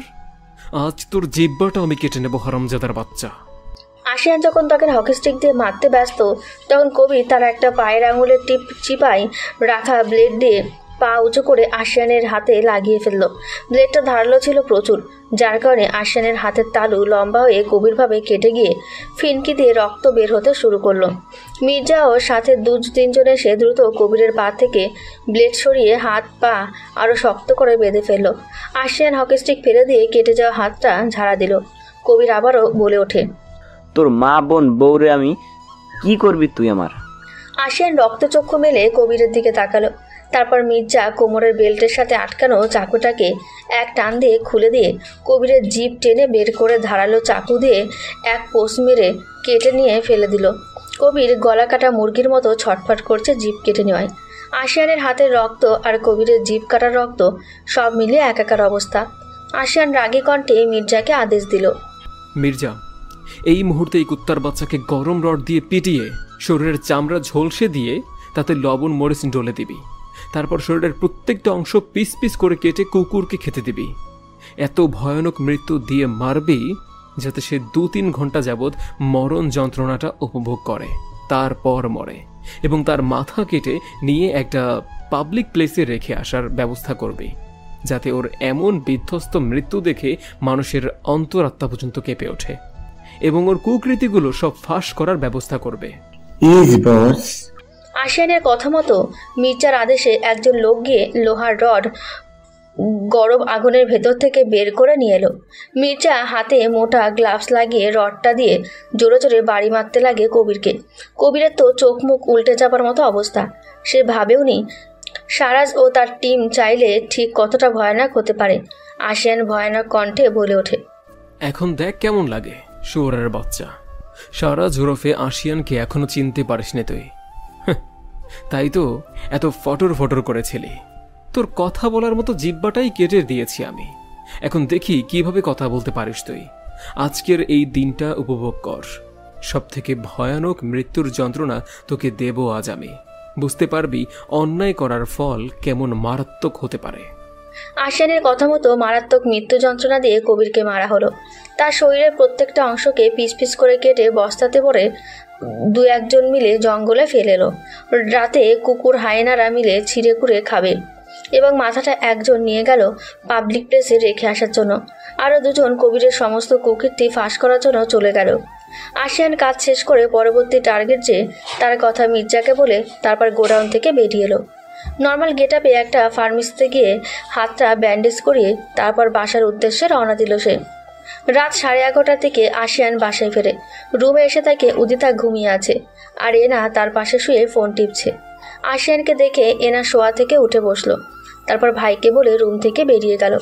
আশিয়ানের আসার কথা শুনে উদিতার ঘুম ভেঙে যায়। উদিতাও শোয়া থেকে উঠে বসে। আশিয়ান কিছু না বলে ওয়াশরুমে গিয়ে ফ্রেশ হয়ে আসে। উদিতা তখনও আশিয়ানের ব্যান্ডেজ করা হাতটা দেখেনি। আশিয়ান ফ্রেশ হয়ে এসে গম্ভীর কণ্ঠে জিজ্ঞেস করলো, খেয়েছো তুমি কিছু? জি, মা খাইয়ে দিয়েছেন। গুড। আশিয়ান উদিতার কাছে এসে বসে উদিতার পেটে মাথা রেখে 2 হাত দিয়ে জড়িয়ে ধরে মুখ গুজে চুপচাপ বসে রইল। উদিতা আশিয়ানের মাথায় চুমু খেয়ে বলল, কি হয়েছে আপনার? এত আপসেট লাগছে কেন? কিছু না, এমনি ভালো লাগছে না। আশিয়ান হাতটা লুকিয়ে রেখেছিল এক প্রকার, কিন্তু উদিতার চোখে পড়ে গেল। উদিতা ব্যস্ত হয়ে আশিয়ানের হাত ধরে বলল, কি হয়েছে আপনার? ব্যান্ডেজ লাগানো কেন? কিভাবে কাটলো? আশিয়ান উদিতার গালে হাত বুলিয়ে দিয়ে বলল, আহা, কিছু হয়নি উদিতা, ব্যস্ত হও না প্লিজ, এমনি কেটে গেছে বেখেয়ালে। এমনি কি করে কাটে? ইস, না জানি কতটা ব্যথা পেয়েছেন। মাথায় হাত বুলিয়ে দাও না, ব্যথা করে। উদিতা আশিয়ানকে এবার নিজের বুকের সাথে জড়িয়ে ধরে মাথায় হাত বুলিয়ে দিতে লাগে। আশিয়ান চুপচাপ শুয়ে আছে। সারা রুম জুড়ে নীরবতা বিরাজ করছে। দুজনের কারো মুখে কোনো কথা নেই। দীর্ঘ নীরবতার পর উদিতা আশিয়ানকে জিজ্ঞেস করলো, রাতে খাবার খাবেন না আপনি? ইচ্ছে করছে না। আমি কাউকে আনতে বলি? এভাবে না খেয়ে থাকলে তো অসুস্থ হয়ে পড়বেন আপনি। ইচ্ছে করছে না বউ, হাত দিয়ে খেতেও অলস লাগছে। উদিতা আশিয়ানের মাথায় চুমু খেয়ে বলল, আমি খাওয়িয়ে দিবনি, ভাবিকে ফোন দিয়ে বলি কাউকে দিয়ে পাঠিয়ে দিতে। আশিয়ান আর কিছু বলল না। উদিতা আশিয়ানের ফোন দিয়ে কেয়াকে কল করে বলল সার্ভেন্টকে দিয়ে খাবার পাঠিয়ে দিতে। কিছুক্ষণ পর একজন মহিলা সার্ভেন্ট এসে একটা ট্রেতে করে খাবার রেখে গেল। উদিতা একটা খালি বাটিতে হাত ধুয়ে প্লেটে খাবার বেড়ে আশিয়ানকে মুখে তুলে খাইয়ে দিতে লাগলো। আশিয়ানও বিনা বাক্য ব্যয়ে চুপচাপ খেতে থাকে। খাওয়ানো শেষে উদিতা সেন্টার টেবিলের ওপর এঁটো থালা বাসনগুলো রেখে দেয়। আশিয়ান পানি খেয়ে আবার উদিতার বুকে মাথা রাখে। উদিতা আশিয়ানের মাথায় হাত বোলাতে বোলাতে জিজ্ঞেস করে, কোথায় গিয়েছিলেন সেটা কি আমায় একবার বলা যায় না? আশিয়ান উদিতার বুক থেকে মাথা তুলে উদিতার দিকে তাকায়। জবাব দেওয়ার মতো কিছু খুঁজে পাচ্ছে না সে। উদিতা আশিয়ানের হাত ধরে বলে, আমি তো আপনার স্ত্রী, এটুকু জানার অধিকার কি আমার নেই বলুন? আমি তোমাকে এখন কিছু বলতে পারবো না উদিতা, প্লিজ কিছু জানতে চেও না। উদিতা এবার একটা কঠিন সিদ্ধান্ত নিল। আশিয়ানের হাত টেনে নিয়ে নিজের পেটের ওপর রাখল সে। আশিয়ান অবাক হয়ে উদিতার দিকে তাকিয়ে আছে। সে বুঝতে পারছে না উদিতা আসলে কি করতে চাইছে। নিজের বাচ্চাকে ছুঁয়ে নিশ্চয়ই মিথ্যে বলবেন না আমায়। বলুন, আপনি মাঝে মধ্যে রাতে কোথায় যান, কেন যান, কি কাজ করেন গিয়ে? চুপ না থেকে জবাব দিন। আশিয়ান স্থির দৃষ্টিতে উদিতার দিকে তাকিয়ে আছে। বুঝতে পারছে না কি বলবে উদিতাকে। অবশেষে সব সত্যি খুলে বলার সিদ্ধান্ত নিল সে। Underworld mafia king ATC Swaraj খানের নাম শুনেছো কখনো? উদিতা একটু অবাক হয়ে জবাব দিল, শুনছিলাম তো ওই লোকটার ব্যাপারে, পত্রিকায় আর টিভিতে অনেক নিউজ দেখেছি। তবে যতটুকু জানি সে আজ পর্যন্ত অন্যায়ভাবে কারো কোনো ক্ষতি করেনি, বরং মানুষরূপী পশুদের ভয়ঙ্কর শাস্তি দেয়। তবে হঠাৎ মাফিয়ার কথা উঠলো কেন? আশিয়ান একটা ঢোক গেল। ভয় হচ্ছে তার। সত্যিটা জানার পর উদিতা তাকে ভুল বুঝবে না তো? উদিতা তার থেকে মুখ ফিরিয়ে নিলে সে যে মরে যাবে। লম্বা করে একটা দম নিয়ে বলল, সেই সারাজ খান আর কেউ নয়, ওটা আসলে আমি। উদিতার কাছে মনে হচ্ছে সে ভুল শুনেছে। আশিয়ানের মুখ থেকে এমন কিছু শোনার জন্য সে মোটেও প্রস্তুত ছিল না। তার বিশ্বাস হচ্ছে না আশিয়ানের কথা। অবিশ্বাস্য দৃষ্টিতে তাকিয়ে আছে সে আশিয়ানের দিকে। আশিয়ান আবারও বলল, দিনের আলোয় আমি একজন সফল বিজনেসম্যান, আশিয়ান তাইফ চৌধুরী, এবং রাতের আধারে আমি মাফিয়া কিং এটিসি সারাজ খান। আশিয়ানের কথা শ্রবণ করা মাত্রই উদিতা জ্ঞান হারিয়ে ঢলে পড়ে বিছানার ওপর। আশিয়ান এক মুহূর্ত স্তব্ধ থেকে দ্রুত উদিতাকে নিজের বুকে নিয়ে এলো। ভয় লাগছে ভীষণ তার। আশিয়ানের বলা কথা উদিতা নিতে পারেনি, তাই সেন্সলেস হয়ে গেছে। আশিয়ান গ্লাস থেকে হাতে চোটে পানি দিয়ে উদিতার মুখের ওপর জোরে ছিটিয়ে দিল। ভয়ের চোটে দরদর করে ঘামছে সে।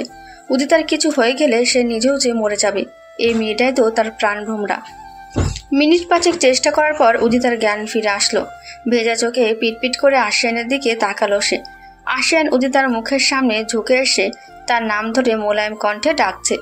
উদিতা কাঁপা কাঁপা হাতে আশিয়ানের গালে হাত বুলিয়ে দিয়ে বলল, এসব কি শুনলাম আমি? আপনি সারাস? না, আপনি এসব কাজ ছেড়ে দিন প্লিজ। আপনার কিছু হলে যে আমি মরে যাব। এসব কাজে জড়িয়ে থাকার কি দরকার? ছেড়ে দিন না, আমি আপনাকে কোনো মতেই হারাতে পারবো না। এই বলে উদিতা হাউমাউ করে কেঁদে দিল। বিয়ের এতটা দিন পর আজ উদিতাকে এইভাবে পাগলের মতো কান্না করতে দেখছে আশিয়ান। উদিতার চোখে স্পষ্ট তাকে হারিয়ে ফেলার ভয় দেখছে সে। তার চোখের কোনো জল জমেছে। উদিতাকে নিজের বুকের সাথে শক্ত করে জড়িয়ে ধরে বলল, ভয় পেও না গো বউ, তোমার স্বামীর একটা চুলও এখন পর্যন্ত কেউ ছিঁড়তে পারবে না। আজ পর্যন্ত তোমাকে ছাড়া আমি কাউকে জানাইনি আমার দ্বিতীয় রূপের কথা।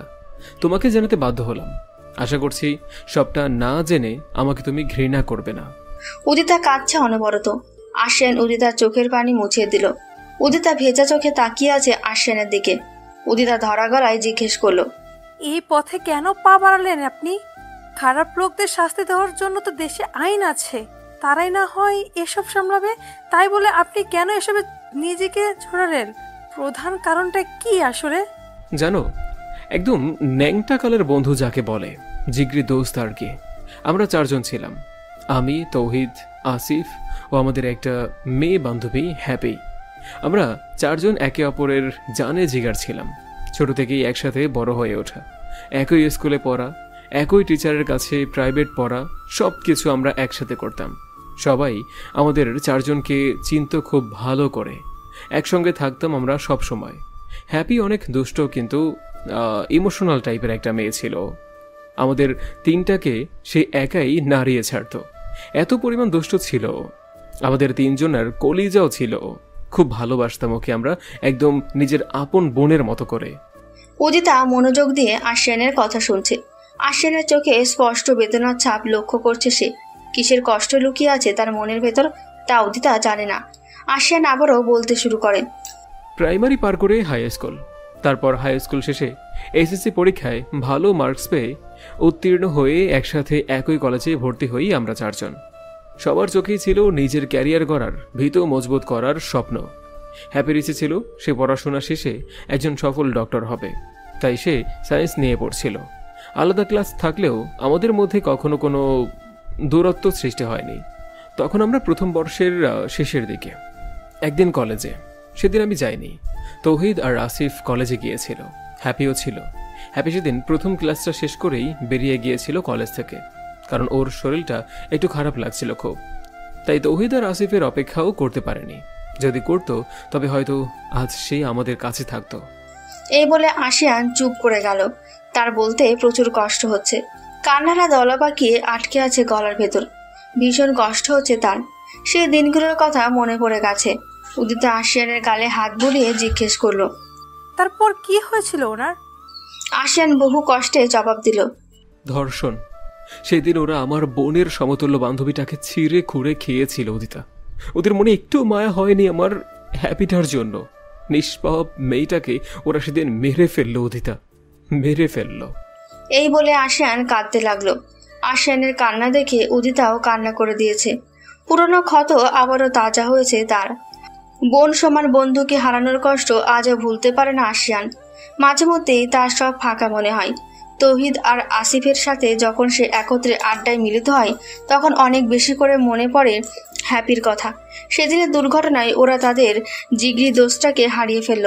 আশিয়ান নিজেকে সামলে আবারও বলে ওঠে, সেদিন রিক্সা না পেয়ে নির্জন রাস্তা ধরে বাসার দিকে হেঁটে যাচ্ছিল হ্যাপি।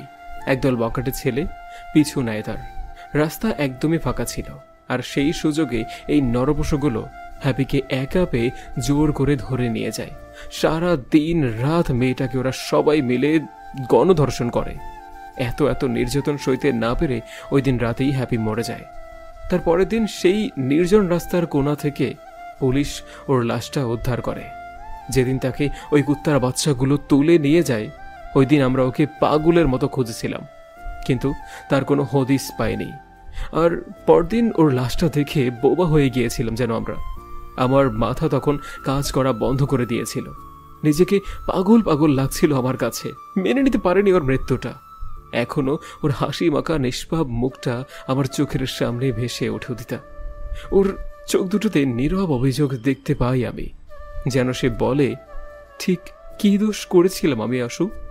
কেন এত জলদি আমার সব স্বপ্ন আকাঙ্ক্ষাগুলো ধুলোয় মিশে গেল? আমি তো তোদের ছেড়ে এত জলদি মরতে চাইনি, তবে কেন আমার সাথে এমন হলো? এটুকু বলে আবারও চুপ করে যায় আশিয়ান। আবারও ধরে আসছে তার গলা। গ্লাস থেকে ঠকঠক করে সব পানি খেয়ে নেয় সে এক নিঃশ্বাসে। তারপর লম্বা এক নিঃশ্বাস নিয়ে আবারও বলে ওঠে, ওর মৃত্যুটাকে স্বাভাবিকভাবেই মেনে নিতে পারেনি আমরা কেউ। আমাদের সকলের মাঝে নেমে এলো শোকের ছায়া। হ্যাপি তার মা বাবার বড্ড আদরের মেয়ে ছিল। আন্টি হ্যাপির মৃত্যুটা মেনে নিতে পারেনি, তাই তিনি স্ট্রোক করে বসেন। এতে ওনার এক পাশ প্যারালাইজড হয়ে যায়। আঙ্কেল যেন অকুল পাথরে পড়েছিলেন। এদিকে মেয়ের এমন অস্বাভাবিক মৃত্যু, অন্যদিকে স্ত্রীর এমন অবস্থা, সব মিলিয়ে উনি ডিপ্রেশনে চলে গেলেন। হ্যাপির বড় ভাই তাদের দুজনকে সামলাতে হিমশিম খাচ্ছিলেন। তাও বোনের সাথে ঘটা অন্যায়ের সুবিচার চেয়ে মামলা দায়ের করেন তিনি। হ্যাপি আপুর খুনিদের কি পরে শাস্তি হয়েছিল? এই বকাটে ছেলেরা বড়লোক বাবার বিগড়ে যাওয়া সন্তান ছিল, আর ওরা রাজনীতির সাথে সংযুক্ত ছিল। তাই পুলিশ ওদের ধরলেও কারোর শাস্তি হয়নি, বরং কয়েকদিন পর ঠিকই ক্ষমতার জোরে ওরা জেল থেকে বেরিয়ে পড়েছিল। পুলিশ যেন তাদের হাতের পুতুল, ওরা কিছুই করেনি।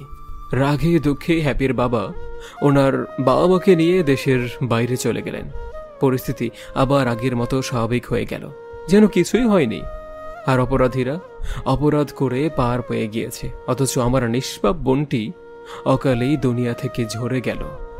একটু চুপ থেকে আবারও বলে, সবাই সবকিছু ভুলে গেলেও আমি কিন্তু ভুলিনি। আমার ভেতরে প্রতিশোধের আগুন জ্বলতে লাগলো। আস্তে ধীরে মাফিয়ার লাইনে চলে এলাম।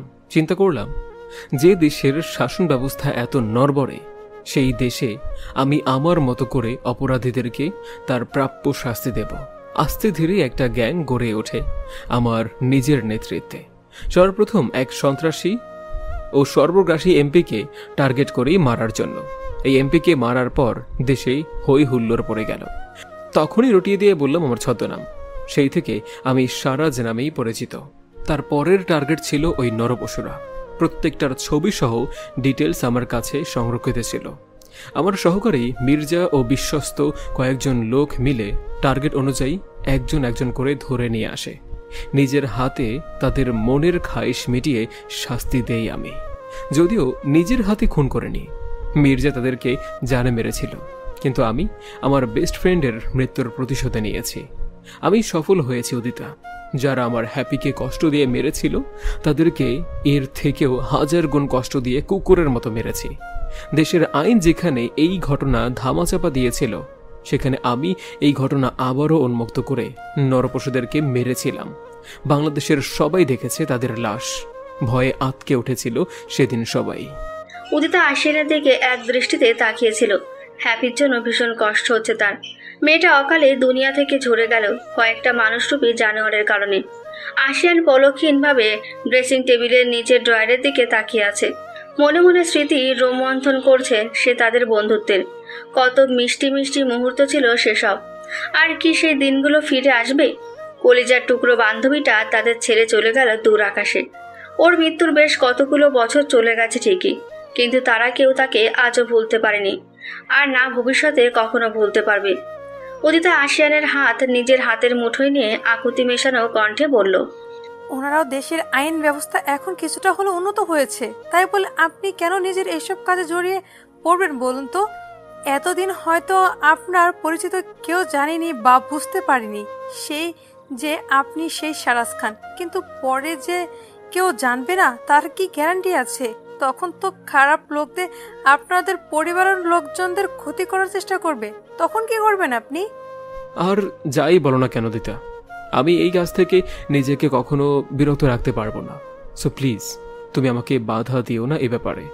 আমাদের দেশে অপরাধীরা অন্যায় করে ঠেকে আর পার পেয়ে যায় পরে, আর ভুক্তভোগীরা সারা জীবনের ফল ভোগে। এদেশে অপরাধীদের কোনো শাস্তি নেই।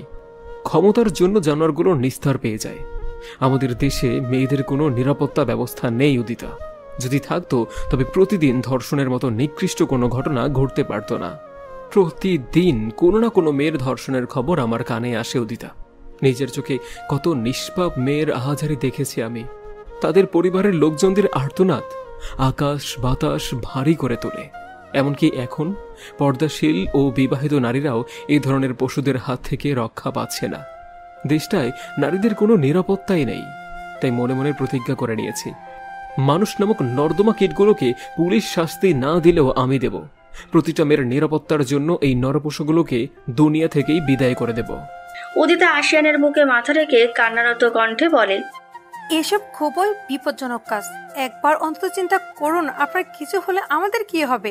এত কিসের দরকার নিজের জীবনের বাজি রেখে মাফিয়া বনে থাকার? দয়া করে এসব ছেড়ে দিন, স্বাভাবিক জীবনে ফিরে আসুন প্লিজ। আমি আপনাকে হারাতে পারবো না, প্লিজ আমার কথাটা শুনুন প্লিজ। আশিয়ান উদিতার কথার বিপরীতে কিছু বলল না, চুপ হয়ে গেল সে। উদিতা আসলে এসব মেনে নিতে পারছে না। সে অনেক বেশি উত্তেজিত হয়ে পড়েছে আশিয়ানকে নিয়ে। কোনো স্ত্রী হয়তো স্বামীর এসব কাজ মেনে নিতে পারবে না, উদিতাও পারেনি।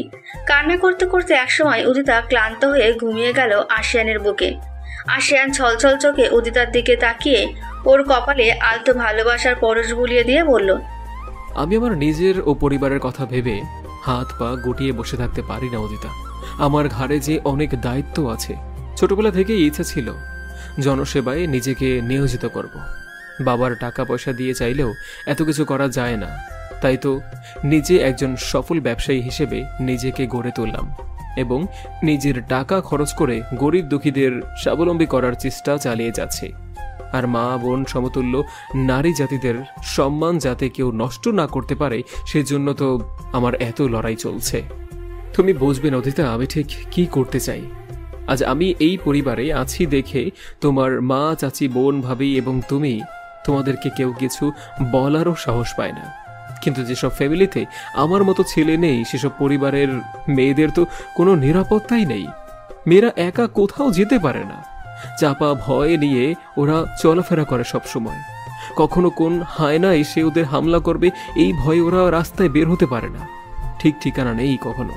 তাই তো প্রতিটা মেয়ে যাতে নিশ্চিন্তে চলাফেরা করতে পারে সেই ব্যবস্থা করতেই আমার এত প্রয়াস, এবং ইনশাআল্লাহ আমি এতে সফল হব। এমন একদিনের অপেক্ষায় আছি আমি যখন বাংলাদেশে নারী ও শিশু পাচার, ধর্ষণ, নির্যাতন এসব কিছুরই কোনো ছায়াও থাকবে না। I am eagerly waiting for this time. ক্ষমা করো আমাকে দিতা, তোমার মেহনতিটুকু আমি রাখতে পারলাম না। সারাটা রাত উদিতাকে বুকে নিয়ে কাটিয়ে দিল আশিয়ান। দু চোখের পাতা এক করতে পারেনি রাতে। পরদিন থেকেই উদিতা আর আশিয়ানের সাথে কথা বলে না, এক প্রকার এড়িয়ে চলে তাকে। আশিয়ান বুঝতে পেরেছে রাতের বিষয়টা নিয়ে উদিতা ভীষণ আপসেট হয়ে গেছে। আশিয়ান কিছু বলল না আর এই ব্যাপারে। উদিতাও এই বিষয় নিয়ে টু শব্দও করলো না। সময় কিভাবে বয়ে যায় কেউ টেরও পায় না। সত্যি সময় কারোর জন্য অপেক্ষা করে না। দেখতে দেখতে আরো 1 মাস পার হয়ে গেছে। আজ আলিয়া একটা ফুটফুটে মেয়ে সন্তান জন্ম দিয়েছে। সবাই হসপিটালে, শুধু উদিতা আর আশিয়ান বাদে। আশিয়ান অবশ্য হসপিটালে গিয়ে একবার দেখে এসেছে বাচ্চাকে। সবাই ভীষণ খুশি নতুন পিচ্চিটার আগমনে। উদিতার মা বাবা এসেছেন আলিয়ার মা বাবার সাথে, ওনারাও হসপিটালে গিয়েছেন। উদিতার এখন 8.5 মাস চলে। পেট এখন অনেক উঁচু হয়েছে তার, আর পিচ্চিটা কিছুক্ষণ পরপরই পেটে লাথি মারে। সে এক অসহ্য অনুভূতি যা ভাষায় প্রকাশ করার মতো নয়। উদিতা আগের চাইতে এখন অনেক নীরব হয়ে গেছে। আগে যেমন চঞ্চল টাইপের ছিল, এখন তার মধ্যে এসব কিছুই নেই। আশিয়ানের থেকে নিজেকে অনেকটাই গুটিয়ে নিয়েছে সে সেদিনের পর থেকে। সে চায় আশিয়ান এসব ছেড়ে দিক এবং নর্মাল জীবন ধারণ করুক, কিন্তু আশিয়ান তার সিদ্ধান্তে অটল। সে তার জায়গা থেকে একটুও নড়চড় করেনি। তবে উদিতার যত্নে কোনো ত্রুটি রাখেনি সে। উদিতা তার সাথে তেমন একটা কথা না বলেও আশিয়ান ঠিকই উদিতার সাথে সবসময় স্বাভাবিকভাবে কথা বলে, যেন তাদের মাঝে কিছুই হয়নি। একদিন পর আলিয়াকে হসপিটাল থেকে ডিসচার্জ দেওয়া হয়।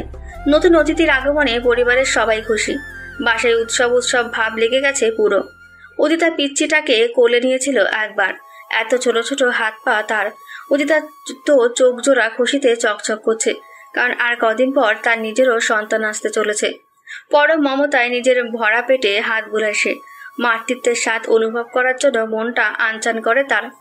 আলিয়া তো মেয়ের চেহারা দেখেই গলে গেছে পুরোপুরি। তাসকিন খুশিতে কান্না করে দিয়েছে মেয়েকে প্রথমবার কোলে নিয়ে।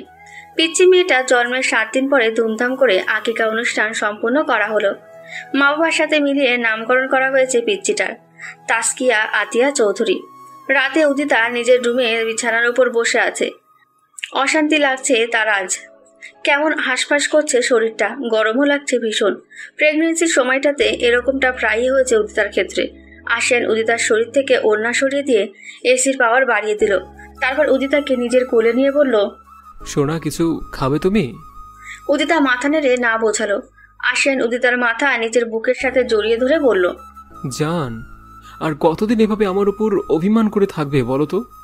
একটাবার আমার সাথে নর্মালি কথা বলো না কলিজা, কষ্ট হয় তো এখানে, কেন বুঝতে পারো না বউ?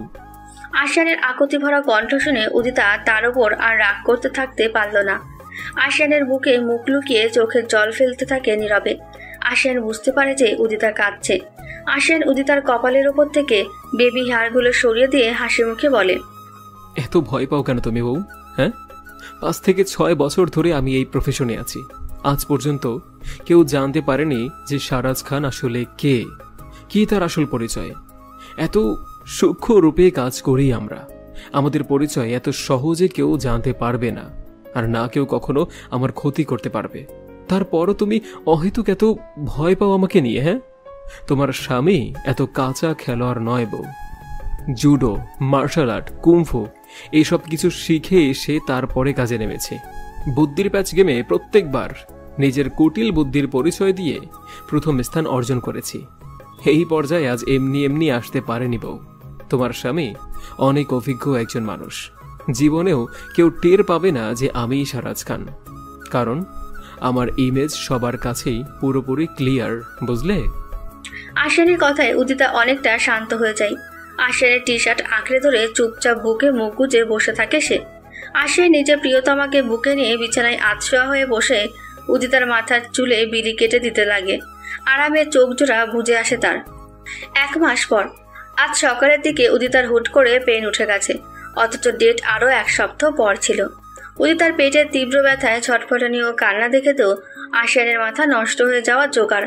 সে নিজেও যেন পাগল হয়ে গেছে উদিতার কষ্ট দেখে। আশিয়ান দ্রুত একটা বড় ওড়না দ্বারা উদিতার শরীর ঢেকে তাকে কোলে নিয়ে নিচে চলে আসে। তাসজিদ গাড়ির চাবি হাতে দ্রুত বেরিয়ে আসে। উদিতার হুট করে এমন অবস্থা দেখার জন্য কেউই প্রস্তুত ছিল না। আশিয়ান পাগলের মতো গাড়ির পেছনে উদিতাকে কোলে নিয়ে বসলো। আশিয়ানের সাথে মিসেস ইয়াসমিন ও মিসেস তারানাও ছিলেন। বাকিরা অন্য গাড়িতে করে আসছেন। তাসজিদ দ্রুত গাড়ি স্টার্ট দিয়ে ড্রাইভ করতে লাগলো। উদিতা পেটের তীব্র ব্যথায় দাঁতে দাঁত চেপে ধরে সহ্য করতে পারছে না। অজান্তেই মুখ দিয়ে আর্তনাদ বেরিয়ে আসে তার। আশিয়ান উদিতার গালে হাত রেখে পাগলের মতো বলে, একটু সহ্য করো উদিতা, আর একটু, এখনই হসপিটালে যাচ্ছি আমরা, জাস্ট একটু ধৈর্য ধরো প্লিজ।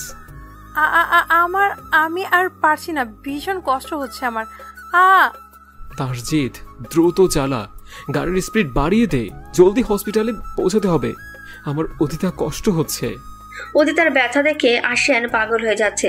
মিসেস ইয়াসমিন উদিতার মাথায় হাত বুলিয়ে দিচ্ছেন এবং তাকে সাহস জুগিয়ে দিচ্ছেন। তাসজিদ যতটা স্পিড বাড়ানো সম্ভব ততটা স্পিড দিয়ে গাড়ি চালাচ্ছে।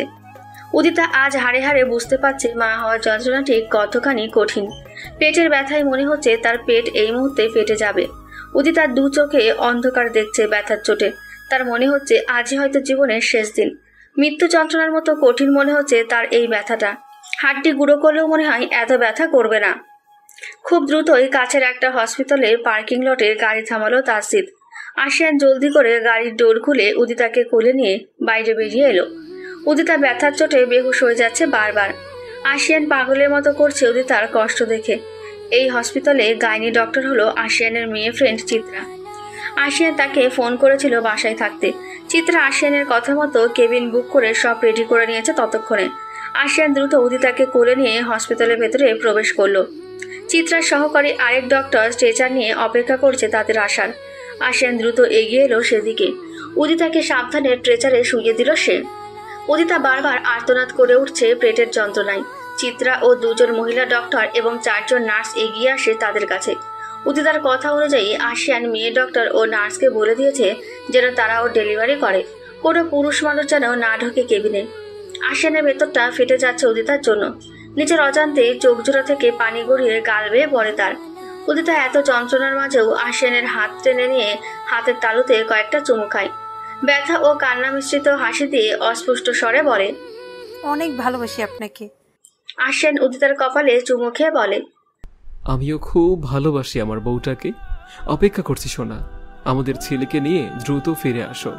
চিত্রার কথা মতো দ্রুত উদিতাকে ওটির কেবিনে নিয়ে যাওয়া হয়। উদিতা ব্যথার চোটে চোখ বন্ধ করে ফেলে। আশিয়ান এক দৃষ্টিতে তাকিয়ে আছে তার প্রিয়তমা স্ত্রীর দিকে। বুক জুড়ে শূন্যতা বিরাজ করছে তার। মনে ভয়ের সৃষ্টি হচ্ছে উদিতাকে নিয়ে। হারিয়ে ফেলবে না তো আবার তার প্রাণপ্রিয়াকে? নয়তো সে নিজেও আর বেঁচে থাকতে পারবে না। নিঃশ্বাসটা আটকে আসছে তার অজানা আশঙ্কার কথা ভেবে। মিস্টার মোর্শেদ, মিস্টার এনামুল ও আশিয়ানের ভাইরা তাকে সান্ত্বনা দিচ্ছে বারবার, কিন্তু এসব সান্ত্বনা তার কর্ণকুহরে প্রবেশ করছে না।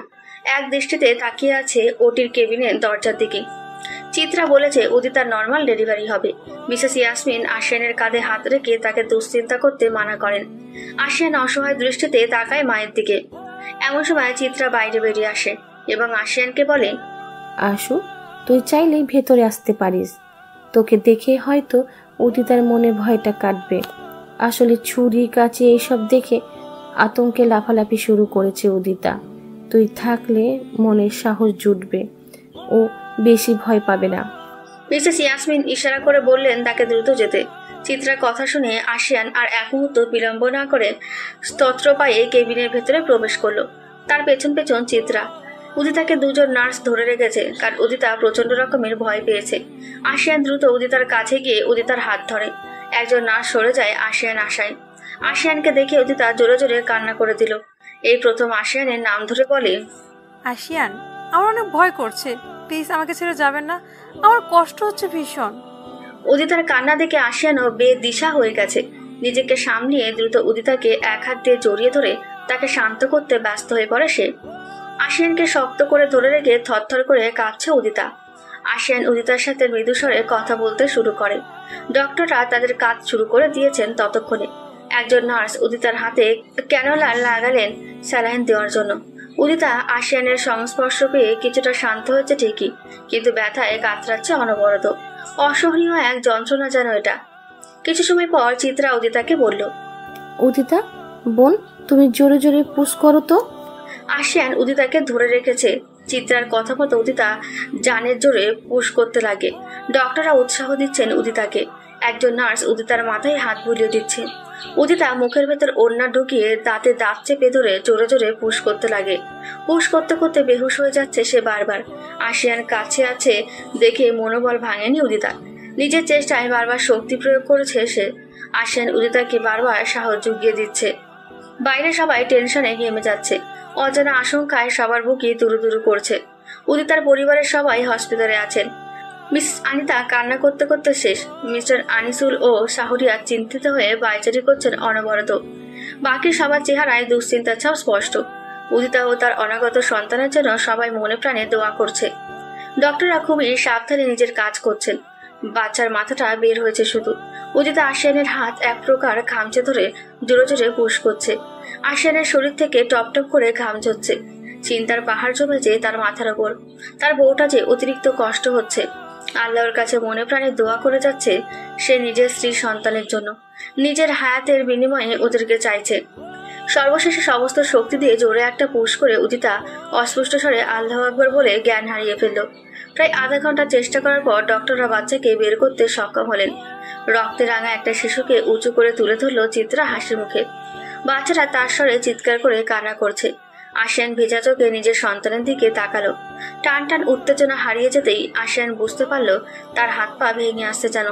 খুশিতে আল্লাহর কাছে শুকরিয়া জ্ঞাপন করতে লাগলো সে অনবরত। চিত্রা হাসি মুখে আশিয়ানকে বলে ওঠে, কংগ্রাচুলেশন আশু, মিষ্টি মুখ করা আগে। ফুটফুটে এক ছেলের বাবা হয়েছিস তুই। আশিয়ান চোখের পানি ছেড়ে দিয়ে আনন্দের অতি সহ্যে কাঁপা কাঁপা কণ্ঠে বলল, আলহামদুলিল্লাহ আলহামদুলিল্লাহ আলহামদুলিল্লাহ, আল্লাহ আমার দোয়া কবুল করেছেন।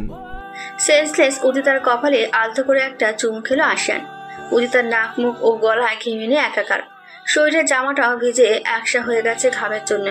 দুজন নার্স পিচ্চিটাকে পরিষ্কার করে তোয়ালে দিয়ে পেঁচিয়ে আশিয়ানের কোলে এনে দিল। বাকি নার্স ও ডক্টররা উদিতাকে নিয়ে পড়েছেন। আশিয়ান কাঁপা কাঁপা হাতে ছোট্ট বেবিটাকে নিজের কোলে নিল। ছেলের মুখ দেখে খুশিতে আবারও কেঁদে ফেলে সে। এটা যে আনন্দের কান্না, খুশির কান্না। বাচ্চাটার শরীর থেকে কি সুন্দর একটা মিষ্টি স্মেল ভেসে আসছে। আশিয়ান মুচকি এসে নিজের ছেলের কপালে চুমু খেলো। পিচ্চিটা অনেক ছোট্ট, হাত পাগুলো তো একদম ছোট ছোট। আশিয়ানের অবয়ব ফুটে উঠেছে যেন বাচ্চাটার চেহারায়। কি নিষ্পাপ ও চেহারা, দুধ সাদা ফর্সা এবং কি মিষ্টি দেখতে। মুখে ছোট্ট একটা আঙুল পরে চোখ বুজে ঘুমিয়ে আছে। আনমনে হেসে বলল, আমার ছেলে দিয়ান। আশিয়ান উদিতার মাথায় হাত বুলিয়ে ওটি কেবিন থেকে বেরিয়ে এলো। উদিতাকে চেক আপ ও পরিষ্কার করিয়ে অন্য একটা কেবিনে শিফট করা হবে, তাই আশিয়ান বেবিকে নিয়ে কেবিন থেকে বেরিয়ে এলো। আশিয়ানের পরিবার ও উদিতার পরিবারের সবাইকে একজন নার্স ততক্ষণে বলে দিয়েছে যে উদিতার ছেলে সন্তানের মা হয়েছে। ওনারা সবাই অধীর আগ্রহে অপেক্ষা করছেন উদিতা ও তার সন্তানকে দেখার জন্য। ঠিক তখনই আশিয়ানকে তোয়ালে দিয়ে মোড়ানো একটা বাচ্চা কোলে নিয়ে কেবিন থেকে বের হতে দেখে সবাই যার পরনায় আনন্দিত হয়ে গেল। মিসেস ইয়াসমিন ও মিসেস আনিতা দ্রুত এগিয়ে এলেন আশিয়ানের সামনে। আশিয়ান তাদের দিকে তাকিয়ে বিশ্বজয়ের হাসি দিয়ে বলল, আম্মু দেখো আমার ছেলে। মিসেস ইয়াসমিন নাতিকে কোলে নিয়ে কপালে চুমু খেয়ে আল্লাহর কাছে শুকরিয়া আদায় করলেন। এরা তো খুশিতে আত্মহারা, বাকিরাও সেম। মিসেস ইয়াসমিন ওনার বেআইনের কোলে নাতিকে দিলেন। শাহরিয়ার এগিয়ে এসে দেখছে তার পিচ্চি বোনটার ছেলেকে। শাহরিয়ার আশিয়ানের সাথে কোলাকুলি করলো খুশিতে। শাহরিয়ার জিজ্ঞেস করলো, ভাই আশিয়ান, আমার বোনটা কেমন আছে? আলহামদুলিল্লাহ, ও ভালো আছে, তবে ওর শরীরটা একটু দুর্বল। এখন আমার মেয়েটাকে দেখতে পারো বাবা। ওকে ওরা কেবিনে শিফট করার পর যখন সেন্স ফিরে আসবে তখনই দেখা করতে পারবো আমরা। মিস্টার মোর্শেদ নাতি হওয়ার সুবাদে ওনার সেক্রেটারিকে ফোন দিয়ে বললেন মিষ্টি কিনে সবাইকে খাওয়াতে। মিডিয়াতেও ততক্ষণে জানাজানি হয়ে গেছে যে আশিয়ান ছেলের বাবা হয়েছে। বেশ কয়েকজন রিপোর্টারও চলে এসেছে হসপিটালে, তবে আশিয়ানের ভাইরা তাদেরকে সামলে নিয়েছে কোনো মতে। প্রায় আধা ঘন্টা পর উদিতার জ্ঞান ফিরে এলো। ছেলেকে উদিতার পাশে শুইয়ে দিয়েছেন মিসেস ইয়াসমিন। উদিতা এক দৃষ্টিতে তাকিয়ে আছে বাচ্চাটার দিকে। আশিয়ান কেবিনে নেই। সেন্স ফেরার পর থেকে উদিতা আশিয়ানকে দেখতে পায়নি। ওর মনটা খালি আঁকুপুকু করছে আশিয়ানকে দেখার জন্য। একে একে সবাই উদিতার সাথে দেখা করে কেবিন থেকে বেরিয়ে গেল। সবশেষে আশিয়ান কেবিনে প্রবেশ করলো। উদিতা দিন দুনিয়া সব ভুলে আশিয়ানের দিকে তাকিয়ে আছে। একদম শান্ত হয়ে গেছে সে প্রিয়তম স্বামীকে দেখতে পেয়ে। আশিয়ানের ঠোঁটের করে নজর কাড়া হাসি দেখে উদিতা ফিদা। আশিয়ান হাসি মুখে উদিতার কাছে এসে বলল। উদিতা প্রেম প্রেম চোখে তাকিয়ে আছে আশিয়ানের দিকে। আশিয়ান ছেলের গালে 2 আঙুল দিয়ে স্পর্শ করলো। পিচ্চিটা হালকা একটু শরীর মুচড়ে আবার ঘুমিয়ে গেল। ছেলেটা ভীষণ ঘুম কাতুরে। ভাবতেই ঠোঁট এলিয়ে হাসে আশিয়ান। উদিতা বাপ ছেলের দিকে তৃপ্তির হাসি দিয়ে তাকায়। উদিতা বিশ্বজয়ের হাসি দিয়ে বলে, আমাদের ছেলে দিয়ান। আশিয়ান উদিতার দিকে মুচকি এসে তাকালো এবার। উদিতা ডাগর ডাগর আঁখি জোড়ায় সবসময়কার মতো আজও নিজেকে হারিয়ে ফেলে সে। উদিতার কপালের সাথে কপাল ঠেকে আশিয়ান। উদিতার নাকে মুখে আশিয়ানের গরম নিঃশ্বাস আশ্রে পড়ে। পরম আবেশে চোখ জোড়া বন্ধ করে নেয় উদিতা। উদিতার হাতের আঙুলের ভাঁজে নিজের হাতের আঙুল ঢুকিয়ে শক্ত করে ধরে আশিয়ান নেশে চড়ানো কণ্ঠে বলে, অনেক ধন্যবাদ তোমাকে জান, আমাকে এত সুন্দর একটা অনুভূতির সাথে পরিচয় করিয়ে দেওয়ার জন্য। বাবা হওয়ার আনন্দটা তুমি থাকায় আজ খুব অনুভব করছি। আল্লাহর কাছে শুকরিয়া জানাই তোমার মতো একজন অর্ধাঙ্গিনীকে আমার জীবনে উপহার স্বরূপ পাঠানোর জন্য। উদিতা অন্য হাত আশিয়ানের গালে রাখলো। আজ প্রথম নিজে থেকে আশিয়ানের ঠোঁটে চুমু খেয়ে ফিস ফিস করে বলল, বিয়ে হওয়ার আগে ভাবতাম বিয়ের পর আপনি আমাকে পছন্দ করবেন কিনা, আপনার সাথে অন্যান্য স্বামী স্ত্রীর মতো আমার সম্পর্কটা সহজ হবে কিনা, কারণ আমার আর আপনার বয়সের পার্থক্য নিয়ে নানাজনের মুখে থেকে নানা কথা শুনেছি। আমার পরিবারের লোকেরা হয়তো এই ভেবে রাজি হয়েছিল যে আপনার মতো কোনো প্রভাবশালী লোকের সাথে বিয়ে হলে আমি অনেক ভালো থাকবো, সুখে থাকবো। কিন্তু আমি শুধু আল্লাহর কাছে চাইতাম একজন সুন্দর মনের ভালো মানুষের সাথে যেন আমার বিয়ে হয়। তাহাজ্জুদের নামাজও এমন একজনকে চেয়েছি যে আমাকে মনে প্রাণে ভালোবাসবে। এখন দেখুন আল্লাহ আমার দোয়া কবুল করেছে। আমি কত সৌভাগ্যবতী যে আপনার মতো একজনকে নিজের জীবনসঙ্গী হিসেবে পেয়েছি। আলহামদুলিল্লাহ, আমি অনেক খুশি আপনাকে পেয়ে। জীবনের শেষ নিঃশ্বাস ত্যাগ করা পর্যন্ত আপনাকেই শুধু ভালোবেসে যাব। অনেক অনেক অনেক বেশি ভালোবাসি আমার বাচ্চার বাবাকে। আশিয়ান উদিতার সারা মুখে চুমুতে চুমুতে ভরিয়ে দিতে লাগে। উদিতা চোখ বন্ধ করে মুচকি এসে আশিয়ানের আদরগুলো অনুভব করছে। উদিতা এক হাত দ্বারা বাচ্চাকে বুকের সাথে লাগিয়ে অন্য হাত দিয়ে আশিয়ানের গাল আঁকড়ে ধরে তার ঠোঁটের সাথে নিজের ঠোঁট জোড়া মিশিয়ে নেয়। আশিয়ান এক হাত উদিতার ঘাড়ে ও এক হাত উদিতার গালে রেখে তার আদরে সাড়া দিতে লাগে। দুজন দুজনকে অনুভব করতে ব্যস্ত। ভালোবাসাময় মুহূর্তে দুজন দুজনের মাঝে বিলীন হয়ে গেছে। প্রায় মিনিট 10 পর বাচ্চার কান্নার শব্দ কানে আসতেই আশিয়ান উদিতার ঠোঁট জোড়া ছেড়ে দেয়। উদিতা তাকাই পিচ্ছির দিকে। পিটপিট করে উদিতার চোখের মতো ডাগর ডাগর চোখ মেলে আশেপাশে চঞ্চল দৃষ্টিতে তাকাচ্ছে দিয়ান। যেন চিন্তায় পড়ে গেছে, আমি কোথায় এলাম। বাচ্চার বেবি খিদা পেয়েছে উদিতা, ওকে খাওয়াও। আশিয়ান উদিতাকে ঠিক করে শুতে সাহায্য করে বাচ্চাটাকে উদিতার একদম কাছে নিয়ে রাখে। উদিতা দিয়ানকে নিজের বুকের সাথে মিশিয়ে নিয়ে ব্রেস্ট ফিডিং করাতে ব্যস্ত হয়ে যায়। আজ থেকে প্রায় 2 দিন পর উদিতাকে হসপিটাল থেকে ডিসচার্জ দেওয়া হয়। হসপিটাল থেকে সব ফর্মালিটি মেনটেন করে উদিতাকে ও বাচ্চাকে বাসায় নিয়ে আসা হয়েছে। বাসার ভেতর প্রবেশকালে উদিতার কোলে দিয়ান আর আশিয়ানের কোলে উদিতা ছিল। দৃশ্যটা ভীষণ সুন্দর। এরা ঝটপট এত সুন্দর মুহূর্তটি ফোনে ক্যাপচার করে ফেলে। সারা বাড়ি জুড়ে আবারও উৎসব ঘন পরিবেশের সৃষ্টি হয়েছে।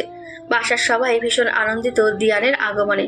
দিয়ানই একমাত্র বংশের প্রদীপ বলা যায়, কারণ সব ভাইদের মাঝে একমাত্র আশিয়ানেরই ছেলে সন্তান হয়েছে, বাকিরা মেয়ের সন্তানের বাবা। যদিও এটা নিয়ে কোনো হইচই নেই, কারণ তাদের পরিবারে ছেলে মেয়ের মধ্যে কোনো বৈষম্য সৃষ্টি করা হয় না, সবাই সমান অধিকারের চক্ষু। আশিয়ান উদিতাকে সোফায় বসালো। একে একে সবাই দিয়ানকে সে ছুঁয়ে দেখছে। এনা উদিতার কোল থেকে দিয়ানকে নিয়ে বিভিন্ন অ্যাঙ্গেল থেকে ফটো তুলতে ব্যস্ত হয়ে পড়ল। মিসেস ইয়াসমিন উদিতার এক পাশে ও মিসেস আনিতা অন্য পাশে বসেছেন। মিসেস তারানা একটা প্লেটে খাবার এনে মিসেস আনিতার হাতে দিতেই তিনি উদিতাকে যত্ন সহকারে খাইয়ে দিতে লাগলেন। উদিতারও খিদে পেয়েছে অনেক, তাই সে বাধ্য মেয়ের মতো মায়ের হাতে খেতে লাগে। এনার কোল থেকে দিয়ানকে মিসেস ইয়াসমিন নিজের কোলে নিয়ে ওর মাথায় ও শরীরে নরম এক টুকরো কাপড় গরম করে শ্যাক দিতে ব্যস্ত হয়ে গেছেন। বেশ কিছুক্ষণ শ্যাক দেওয়া শেষে ওকে তার দাদার কিনে আনা নতুন কাপড় পরিয়ে দিয়ে নানার আনা টাওয়াল দিয়ে পেঁচিয়ে মিস্টার মোর্শেদের কোলে দিলেন। মিস্টার মোর্শেদের দুই পাশে এরাত আর পুতুল, ওরা বারবার তাদের ভাইকে ছুঁয়ে দিচ্ছে। মিস্টার এনামুল আতিয়াকে কোলে নিয়ে বসে আছে, নাতিকে দেখছেন। কিছুক্ষণ পর আশিয়ান এসে উদিতাকে কোলে নিয়ে নিল মিসেস ইয়াসমিনের কথা মতো। উদিতাকে এখন প্রপার রেস্টে থাকতে হবে, কারণ ওর শরীর এখনো অনেক দুর্বল। উদিতা এক হাতে দিয়ানকে কোলে নিয়ে অন্য হাতে আশিয়ানের গলা জড়িয়ে ধরে আছে। আশিয়ান উদিতার দিকে তাকিয়ে মুচকি এসে নিজের রুমের উদ্দেশ্যে পা বাড়ালো। রুমে এসে সারা রুমে চোখ বোলাতেই উদিতা তো শকড। আগের রুম আর এখনের রুমে প্রচুর পার্থক্য আছে। যেখানে চোখ পড়ে খালি বাচ্চাদের জিনিস দেখতে পায় সে। বাচ্চাদের ওয়ার্ডরব, বাচ্চাদের খেলনা, বাচ্চাদের র্যাক, বাচ্চাদের ছোটখাটো দোলনা, মশারি, বেবি পুশ চেয়ার, বাচ্চাদের কাঁথা বালিশ, কোল বালিশ, বিছানা, হেন কোনো জিনিস কিনে আনতে বাকি রাখেনি আসেন। সবকিছু সুন্দরভাবে সাজানো গোছানো আছে।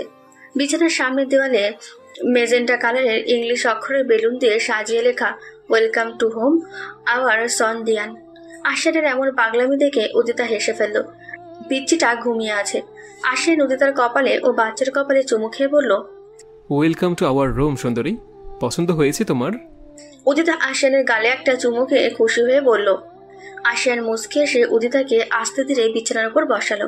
আশিয়ান উদিতার কোল থেকে বাচ্চাকে নিজের কোলে নিয়ে সাবধানে উদিতার পাশে ছোট্ট একটা বালিশের ওপর ওর মাথা রেখে ঘুম পাড়িয়ে দিল। শরীরের ওপর পাতলা একটা কাঁথা দিয়ে দুপাশে কোল বালিশ রেখে গালে চুমু খেয়ে সরে এলো সে। উদিতা গাল ফুলিয়ে আশিয়ানকে অভিযোগ করে বলে, পিচিটা তো ঘুমাই কেন? হওয়ার পর থেকেই খালি ঘুম। এত ঘুম তো আতিয়াও ঘুমায়নি জন্মের পর। তাহলে আপনার ছেলে এত ঘুম কাতরে স্বভাব কিভাবে হলো বলুন তো? আশিয়ান ঠোঁট টিপে হেসে জবাব দিল, কিছু বলার নেই, ওর মাও এমন ঘুম কাতরে স্বভাবের। মায়ের সব তো ছেলে পাবেই, এটা তো স্বাভাবিক ব্যাপার। তুমি ঘুমিয়ে গেলে আর দুনিয়ার কোনো হুঁশ থাকে না। তো তোমার ছেলে এমন না হলেই বরং অড লাগবে। কে বলেছে আমি এত ঘুমাই? আপনি শুধু শুধু মিথ্যে কথা বলেন। আমি মোটেও তো ঘুমাই না। আশিয়ান ঠোঁট এলিয়ে হেসে ফেলল। তারপর আলমারি থেকে নতুন একটা ঢিলেঢালা মেক্সি ও পাজামা নিয়ে উদিতার কাছে এসে বলল, বউটা আমার হসপিটাল থেকে এসেছো, এখন জামাটা চেঞ্জ করে নাও তো একটু কষ্ট করে, তারপর ঔষধ খেয়ে ঘুমাবে। আপনি পরিয়ে দিন, আমি পরবো না, পেটে ব্যথা করবে বেশি নাড়াচাড়া করলে। আশিয়ান বিনা বাক্য ব্যয়ে উদিতাকে যত্ন সহকারে ড্রেস চেঞ্জ করে দিতে লাগে। কাপড় পাল্টানো শেষে এক গ্লাস পানি ও নির্দিষ্ট ওষুধগুলো উদিতাকে দেয় সে। উদিতা চুপচাপ ওষুধগুলো খেয়ে নেয়। তারপর আশিয়ানের সাহায্যে বিছানায় শুয়ে পড়ে সে। উদিতা আবদারের করে বলে, আপনিও আসুন না, আপনাকে জড়িয়ে ধরে ঘুমোতে ইচ্ছে করছে। এই তো সোনা, আমি আসছি, তুমি ঘুমানোর চেষ্টা করো, আমি নিচে থেকে একটা চক্কর দিয়ে আসি। উদিতা সায়জা নিয়ে চোখ বন্ধ করে ঘুমানোর চেষ্টা করে আর আশিয়ান নিচে চলে আসে। কিছুক্ষণ পর রুমে এসে আশিয়ান ডোর লক করে নিজের জামা পাল্টে উদিতার পাশে এসে শুয়ে পড়ে। উদিতা পিচ্চিকে খাওয়াচ্ছে। আশিয়ান পেছন থেকে উদিতাকে জড়িয়ে ধরে নিজের সাথে মিশিয়ে নেয় পুরোপুরি। কানে কানে ফিসফিস করে বলে, ভালোবাসি। উদিতা মুচকি এসে জবাব দেয়, আমিও ভালোবাসি। এভাবে প্রায় এক সপ্তাহ কেটে গেল। আজ দিয়ানের আকিকা অনুষ্ঠান। উদিতা বাচ্চাকে কোলে নিয়ে নিচতলায় একটা রুমে বসে আছে। ড্রয়িং রুম জুড়ে আত্মীয় স্বজনরা গিজগিজ করছে। আশিয়ান আজ সারাদিন ধরে অনেক ব্যস্ত। ছেলের আকিকা অনুষ্ঠানে যাতে কোনো ত্রুটি না থাকে সেদিকে তীক্ষ্ণ মনোযোগ রাখছে সে। কয়েকজন মহিলা আত্মীয় উদিতাকে ঘিরে বসে গল্প করছেন।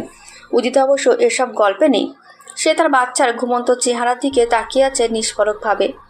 বাইরে এতিমখানার শিশুদেরকে খাওয়ানোর জন্য স্টেজ বানানো হয়েছে। আশিয়ান নিজ হাতে তাদের পাতে খাবার বেড়ে দিচ্ছে। সবাই তৃপ্তির সহিত খাওয়া দাওয়া করলো। খাওয়া শেষে আশিয়ান তাদেরকে নতুন কাপড় ও জনপ্রতি 500 টাকা করে দিল। বৃদ্ধাশ্রমের বৃদ্ধ মানুষেরা এতদূর আসতে পারবে না, তাই আশিয়ান ওখানেও খাওয়া দাওয়ার ও কাপড় চোপড়ের ব্যবস্থা করে দিয়েছে তার পিএ এবং সেক্রেটারির মাধ্যমে। আজকে পিচ্চিটার মাথার চুল কামানো হয়েছে। নিয়ম অনুযায়ী সেই চুলের সমপরিমাণ স্বর্ণের সমান টাকা ভাগ করে দিয়েছে গরিব দুঃখীদের। আশিয়ান বরাবরই দাতা হিসেবে পরিচিত, যদিও সে কখনো শো অফ করে না এটা নিয়ে। আশিয়ানের কাছে কেউ এলে কখনো খালি হাতে ফিরে যেতে পারে না। এজন্যই হয়তো আল্লাহ তার টাকা পয়সা ও ধন সম্পদের মাঝে এত বরকত দিয়ে দিয়েছেন। দিনকে দিন তার ধন সম্পদের পরিমাণ বাড়তেই আছে। আশিয়ান আজ অনেক বেশি খুশি। এই নিয়ে কাজের ফাঁকে কয়েকবার বাসার ভেতর গিয়ে নিজের ছেলেকে কোলে নিয়ে আদর করে এসেছে সে। সবাই খাওয়া দাওয়া সেরে বাচ্চাকে দোয়া দিয়ে বিদায় নিয়ে চলে গেল। তবে আশিয়ানের আত্মীয় স্বজনরা বাসায় রয়ে গেছেন। নাম রাখা নিয়ে ড্রয়িং রুমে ছোটখাটো একটা বিতর্ক সৃষ্টি হয়েছে, কিন্তু পিচ্চিটার নামধাম তো আগেই ঠিক করা ছিল।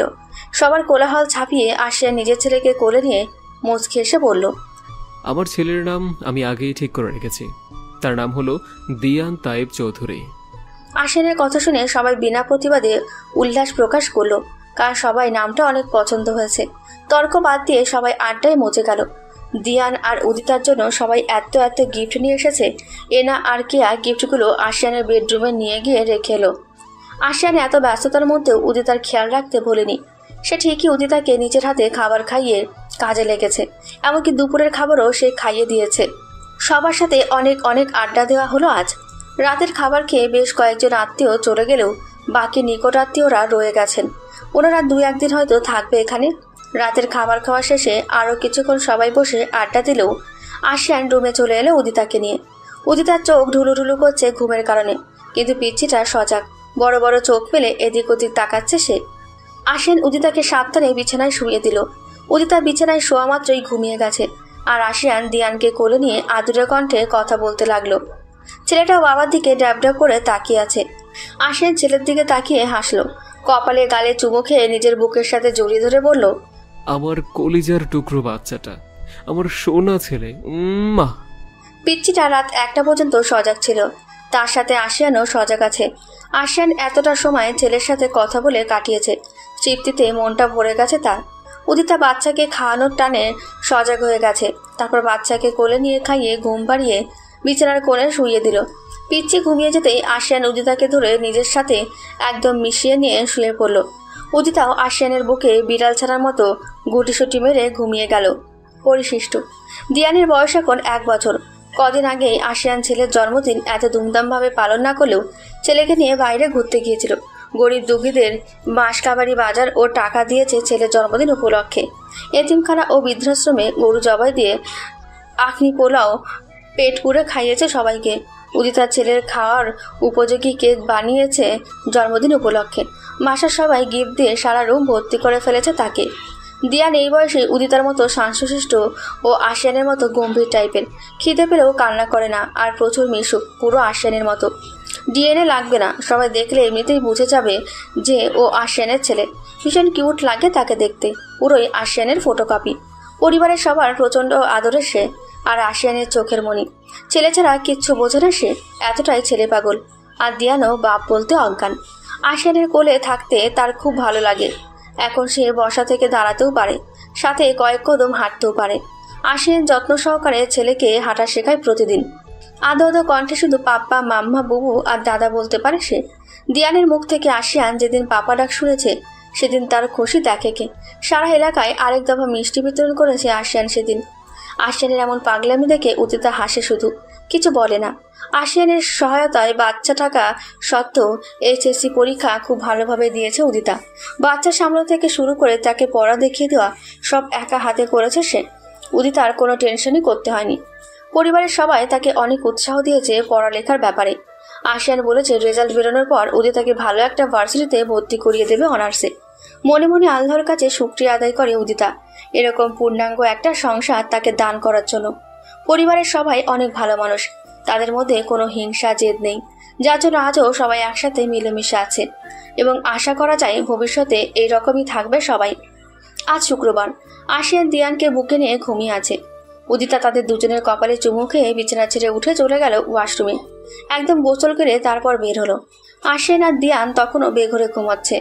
উদিতা মৃদু হেসে চুল মুছে নিচে রান্নাঘরে চলে আসে সবার জন্য নাস্তা ও দুপুরের খাবার তৈরি করতে। রান্নাঘরে কেয়া আর আলিয়াও ছিল। আলিয়া এখন কিছু হলেও রান্না করতে পারে।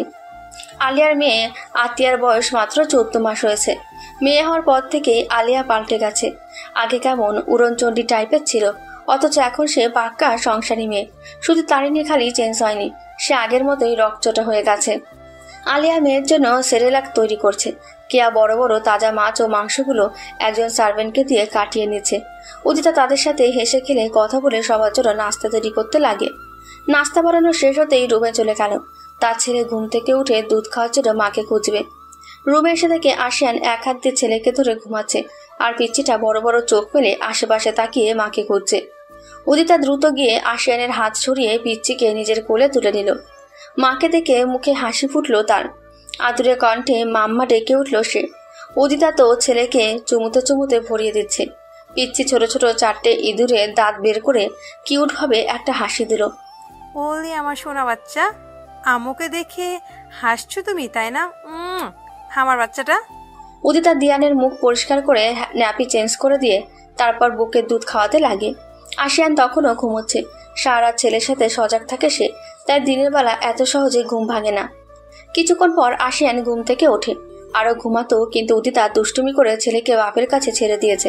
পিচ্চিটা তো সোজা বাপের গালে কপালে থাবড়া দিয়ে পাপা পাপা ডাক শুরু করেছে। তারপর নাকে ধরে দিছে এক টান। ঘুম থেকে উঠবা না মানে? তোমার বাপও ঘুম থেকে উঠতে বাধ্য হবে এমন করলে। উদিতা হাসতে হাসতে শেষ ছেলের কাণ্ড দেখে। আশিয়ান ছেলেকে বিছানায় শুয়ে পেটে কাতুকুতি দিতেই পিচ্চিটা কিলকিল করে হেসে ওঠে। আশিয়ান ঘুম ঘুম কণ্ঠে বলে, আমার দুষ্ট ছেলে, পাপা কি কেউ এভাবে ঘুম থেকে তোলে? পচা ছেলে, মায়ের মতো দুষ্টুমি শিখে গিয়েছো, তাই না? উদিতা মুখ ঝামটা মেরে বলল, কোন অ্যাঙ্গেল থেকে আমাকে দুষ্ট মনে হয় আপনার? আপনি নিজে যেমন, আপনার ছেলেও তেমন হয়েছে। এখন উঠুন, এখন যান গিয়ে ফ্রেশ হয়ে শাওয়ার নিয়ে আসুন। মনে নেই আজকে শুক্রবার, নামাজ যেতে হবে? হয়েছে, যাচ্ছি। একটু মিষ্টি করে বললে কি এমন হয়? দিন দিন আনরোমান্টিক হয়ে যাচ্ছ তুমি। বাচ্চার বাপ হয়ে গেছেন, এখনো আবার রোমান্টিকতা কিসের? অসভ্য লোক। জলদি যান আর ছেলেকে সাথে নিয়ে যান, আপনার সাথে ওকে গোসল করিয়ে দিবেন। আশিয়ান কিছু না বলে উদিতাকে জাপটে ধরে ঠোঁটে চুমু খেয়ে শয়তানি হাসি দিয়ে চলে গেল। উদিতা মুখ মুছছে বারবার। ওয়াক, কি খবিস! মুখ না ধুয়ে চুমু দিয়ে দিল। মুখ বাঁকিয়ে উদিতা বলল, ছি, খবিস লোক, মুখ না ধুয়েই চুমু! ওয়াক! আশিয়ান কাভাট খুলে কাপড় নিতে নিতে বলে, খবিস হলেও তোমার জামাই, আর নিজে মর্নিং কিস দেওয়ার বেলায় কিছু না, আর আমি দিলেই দোষ, তাই না? উদিতা কি সব বিড়বিড় করে বলল, যা আশিয়ান শুনল না। সে তার কাপড় চোপড় নিয়ে ও ছেলেকে কোলে নিয়ে ওয়াশরুমে ঢুকে গেল। উদিতা আনমনে হেসে ফেলল তাদেরকে দেখে। প্রায় আধা ঘন্টা পর বাপ ছেলে একসাথে গোসল করে বের হলো। উদিতা একটা টাওয়াল দিয়ে এগিয়ে এসে র্যাংটা দিয়ানকে কোলে নিয়ে নিল। পিচ্ছি মুখ দিয়ে হাপুস হুপুস করছে। আশিয়ানও শুধু টাওয়াল পরে এসেছে। বিছানার ওপর বসে সে ধীরে সুস্থে পাঞ্জাবি পাজামা পরছে, আর উদিতা ছেলের শরীর মুছিয়ে দিয়ে লোশন, তেল, পাউডার সব মাখিয়ে দিচ্ছে। সব মাখানো শেষে পিচ্চিকে ন্যাপি পরিয়ে তারপর আশিয়ানের পাঞ্জাবি পাজামার মতো দেখতে হবু একরকম ছোট সাইজের পাঞ্জাবি পাজামা দিয়ানকে পরিয়ে দিল সে। অতপর আশিয়ান দিয়ানকে কোলে নিয়ে নিচে চলো নাস্তা খেতে। উদিতাও তাদের পেছন পেছন আসছে। বাসা সকলে ডাইনিং রুমে সমবেত হয়েছে। দিয়ান দাদাকে দেখে মুখে হাসি ফুটিয়ে হাত বাড়িয়ে দিল দাদার কোলে যাওয়ার জন্য। মিস্টার মোর্শেদ দ্রুত এগিয়ে এসে নাতিকে কোলে দিলেন।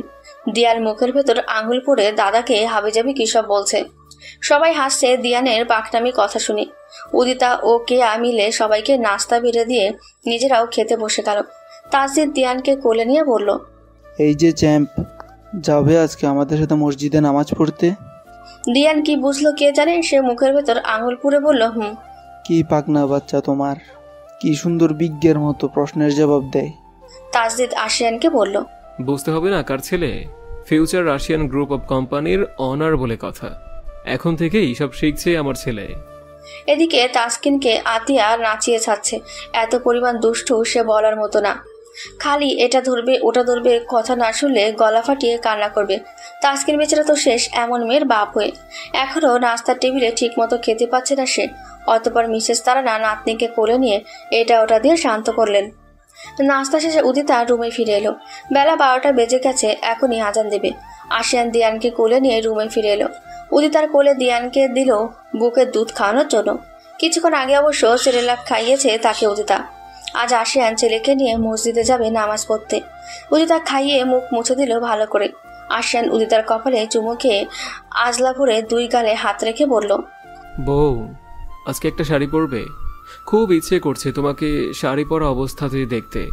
যদি পরো তাহলে আলমারি খুলে মাঝের তাকে একটা প্যাকেট রাখা আছে, দেখো ওখানে তোমার জন্য আমার পছন্দের একটা শাড়িও আছে। প্লিজ পরিও, কেমন? উদিতা আশিয়ানের কথা শুনে মুচকি এসে মাথা চাকালো। আশিয়ান তৃপ্তির হাসি দিয়ে উদিতার 2 গালে চুমু খেয়ে আসি বলে ছেলেকে কোলে নিয়ে রুম থেকে বেরিয়ে চলে গেল মসজিদের উদ্দেশ্যে। উদিতা তাদের দুজনের যাওয়ার পানে তাকিয়ে আছে এক দৃষ্টিতে। ওরা যাওয়ার পর উদিতা আশিয়ানের কথা মতো আলমারি খুলে নির্দিষ্ট স্থান থেকে একটা বড় শপিং ব্যাগ বের করলো। বিছানার উপর ব্যাগটা উপর করে ঢেলে দিতেই ব্যাগের ভেতর থেকে একে একে বেশ কিছু জিনিস পড়লো। উদিতা হাতে নিয়ে দেখতে লাগলো সব। একটা লাল পাড়ের কালো শাড়ির সাথে ম্যাচিং পেটিকোট আর ব্লাউজও আছে। লাল কালোর কম্বিনেশনে 2 ডজন চুড়িও আছে, সাথে লাল গোলাপের গাজরা, লাল পাথরের কারুকাজ করা সিম্পল একটা আংটি, একজোড়া কালো স্টোনের নুপুর, একজোড়া নর্মাল লাল ডিজাইনার জুতো, ব্যাস, আর একটা চিরকুট, তাতে গোটা গোটা অক্ষরে লেখা, আমার আদরের বউটা। মার্কেটে পুতুলের গায়ে শাড়িটা দেখে আমার তোমার কথা মনে পড়ে গেল। পুতুলের গায়ে যতটা না মানাচ্ছে তার থেকে 1000 গুণ বেশি মানাবে শাড়িটা তুমি পরলে। তাই তো ঝটপট এটাকে কিনে ফেললাম, সাথে ম্যাচিং সবকিছু আছে। আমার প্রেয়সীকে কতটা আকর্ষণীয় লাগবে শাড়িটা পরলে সেটা ভাবতে ভাবতেই আমি শহীদ হয়ে যাই বারবার। তাই সোনা বউ আমার, জলদি শাড়ি পরে আমার মনের মতো করে সেজে গোজে আমার সামনে এসো প্লিজ। তোমার এই রূপে দেখার জন্য মনটা আনচান করছে আমার। আর হ্যাঁ শোনো, তোমার চোখ জোড়ায় গাঢ় করে কাজল লেখো, আর ঠোঁটে লাল লিপস্টিক লাগিও কিন্তু। আজ ফিদা হতে চাই তোমার রূপ সাগরের ঢেউ দেখে। ইতি, তোমার প্রিয়তম স্বামী। চিটকুট পরে উদিতা হেসে ফেলল। মনে মনে অনেক বেশি খুশি হয়েছে সে। আশিয়ানের পছন্দ কিন্তু সবসময় সেই হয়, আর আশিয়ানের করায় এসব পাগলামি উদিতার অনেক ভালো লাগে। ওয়াশরুমে গিয়ে উজু করে আগে নামাজটা আদায় করে নিল উদিতা। নামাজ শেষে মুচকে এসে দরজা লক করে ব্লাউজ পেটিকোট পরে শাড়িটা পরা শুরু করলো উদিতা। এখন শাড়ি পরতে পারে সে, আর কোনো অসুবিধা হয় না। শিখে নিয়েছে শাড়ি পরা, তাও আবার আশিয়ানের কাছ থেকে। আশিয়ান যে তাকে কতবার শাড়ি পরিয়ে দিয়েছে তার হিসাব নেই। শাড়ি পরা শেষে চুলগুলো সিধি করে 2 সাইডের থেকে একটু ফুলিয়ে নিয়ে ক্লিপ মেরে খোপা বেঁধে তাতে আর্টিফিশিয়াল গোলাপ ফুলের গাজরাটা খোপায় পেঁচিয়ে লাগিয়ে নিল সে। কানে স্বর্ণের কানপাশা লাগালো, গলায় আশিয়ানের দেওয়া চিকন চেনের ডায়মন্ডের পেন্ডেন্ট, 2 হাত ভর্তি চুড়ি, আঙ্গুলে আংটি, পায়ে নুপুর জুতা সব পরে নিল। তারপর চোখে গাঢ় কাজল এঁকে নিয়ে ঠোঁটে টকটকে লাল লিপস্টিক লাগিয়ে নিয়ে আয়নায় নিজেকে পর্যবেক্ষণ করছে সে। আশিয়ানের কাছে নিজেকে আকর্ষণীয় করে তোলার জন্য শাড়ির আঁচল এমনভাবে তুলে পিন মারল তাতে কোমর, পেট ও পিঠ স্পষ্ট দেখা যায়। এরকম সাজে উদিতাকে সত্যিই ভীষণ মোহনীয় লাগছে দেখতে। উদিতাকে দেখে আশিয়ান আজ নির্ঘাত হার্ট অ্যাটাক করবে, এটা ভাবতেই উদিতা লজ্জায় লাল হয়ে গেল। আশিয়ান নামাজ আদায় করে ছেলেকে নিয়ে মসজিদ থেকে বাসায় ফিরল।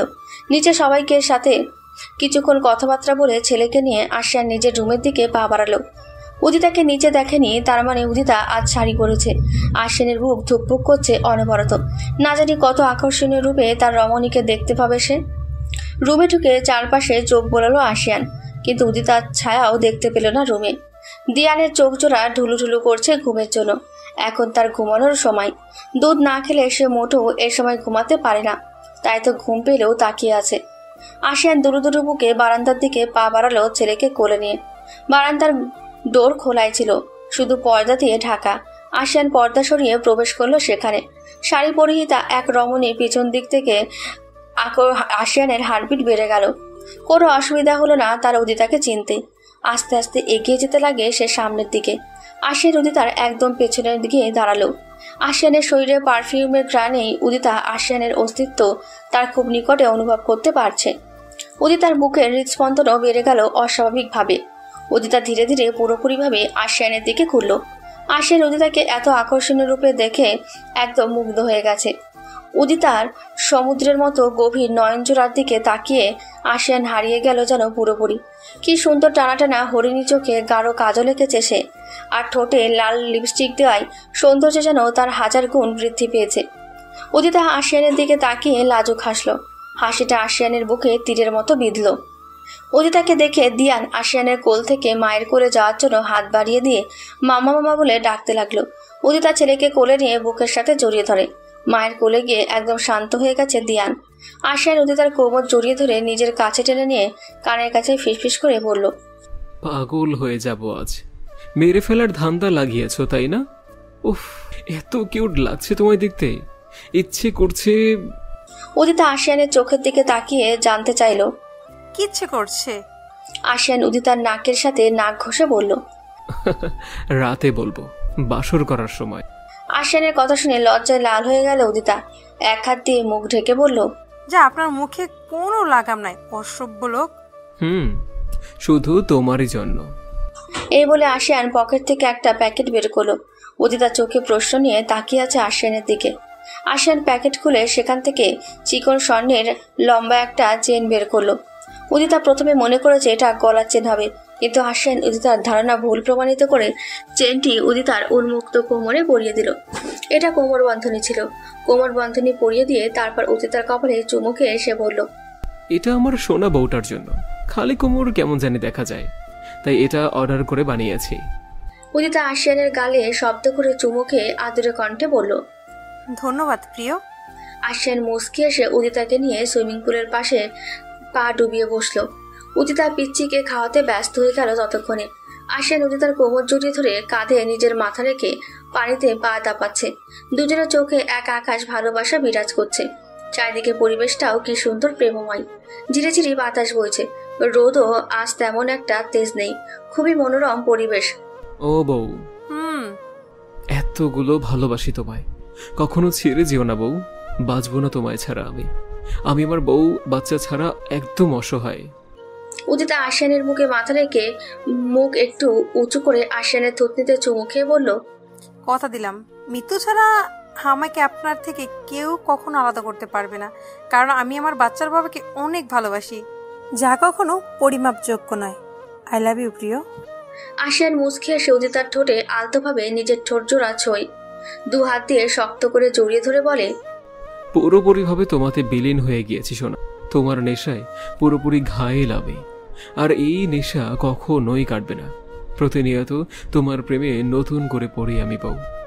আজীবন তোমাকে এভাবেই কিন্তু ভিন্ন ভিন্ন রূপে ভালোবেসে যাব। কথা দিলাম, ভালোবাসি বউ, খুব ভালোবাসি।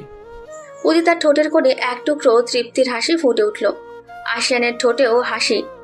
আশিয়ান ও উদিতা দুজন লাভ বার্ডসের মতো, একজন ছাড়া আরেকজন নিষ্প্রাণ। দুজন দুজনের মধ্যে পুরোপুরি রূপে বিলীন হয়ে গেছে। এই ভালোবাসার শুরু আছে কিন্তু শেষ নেই। দুজন দুজনের দিকে আবেগঘন দৃষ্টিতে তাকিয়ে আছে। দুজনেরই চোখের তারায় ফুটে উঠেছে এক অদ্ভুত তৃষ্ণা। এই তৃষ্ণা জল দ্বারা নিবারণীয় না, এটা ভালোবাসার তৃষ্ণা। আশিয়ান গলা ছেড়ে তার অপরূপ খোলা কণ্ঠে গান গেয়ে উঠল। তাদের দুজনের পবিত্র ভালোবাসা এইরকমই ভাবে অটুট থাকবে। এই ভালোবাসা কখনো ফিকে হবার নয়, বরং যত দিন যাবে এই ভালোবাসার রং ততই আরো উজ্জ্বল হবে এবং দিন শেষে দুজন দুজনাতেই বিলীন হয়ে যাবে।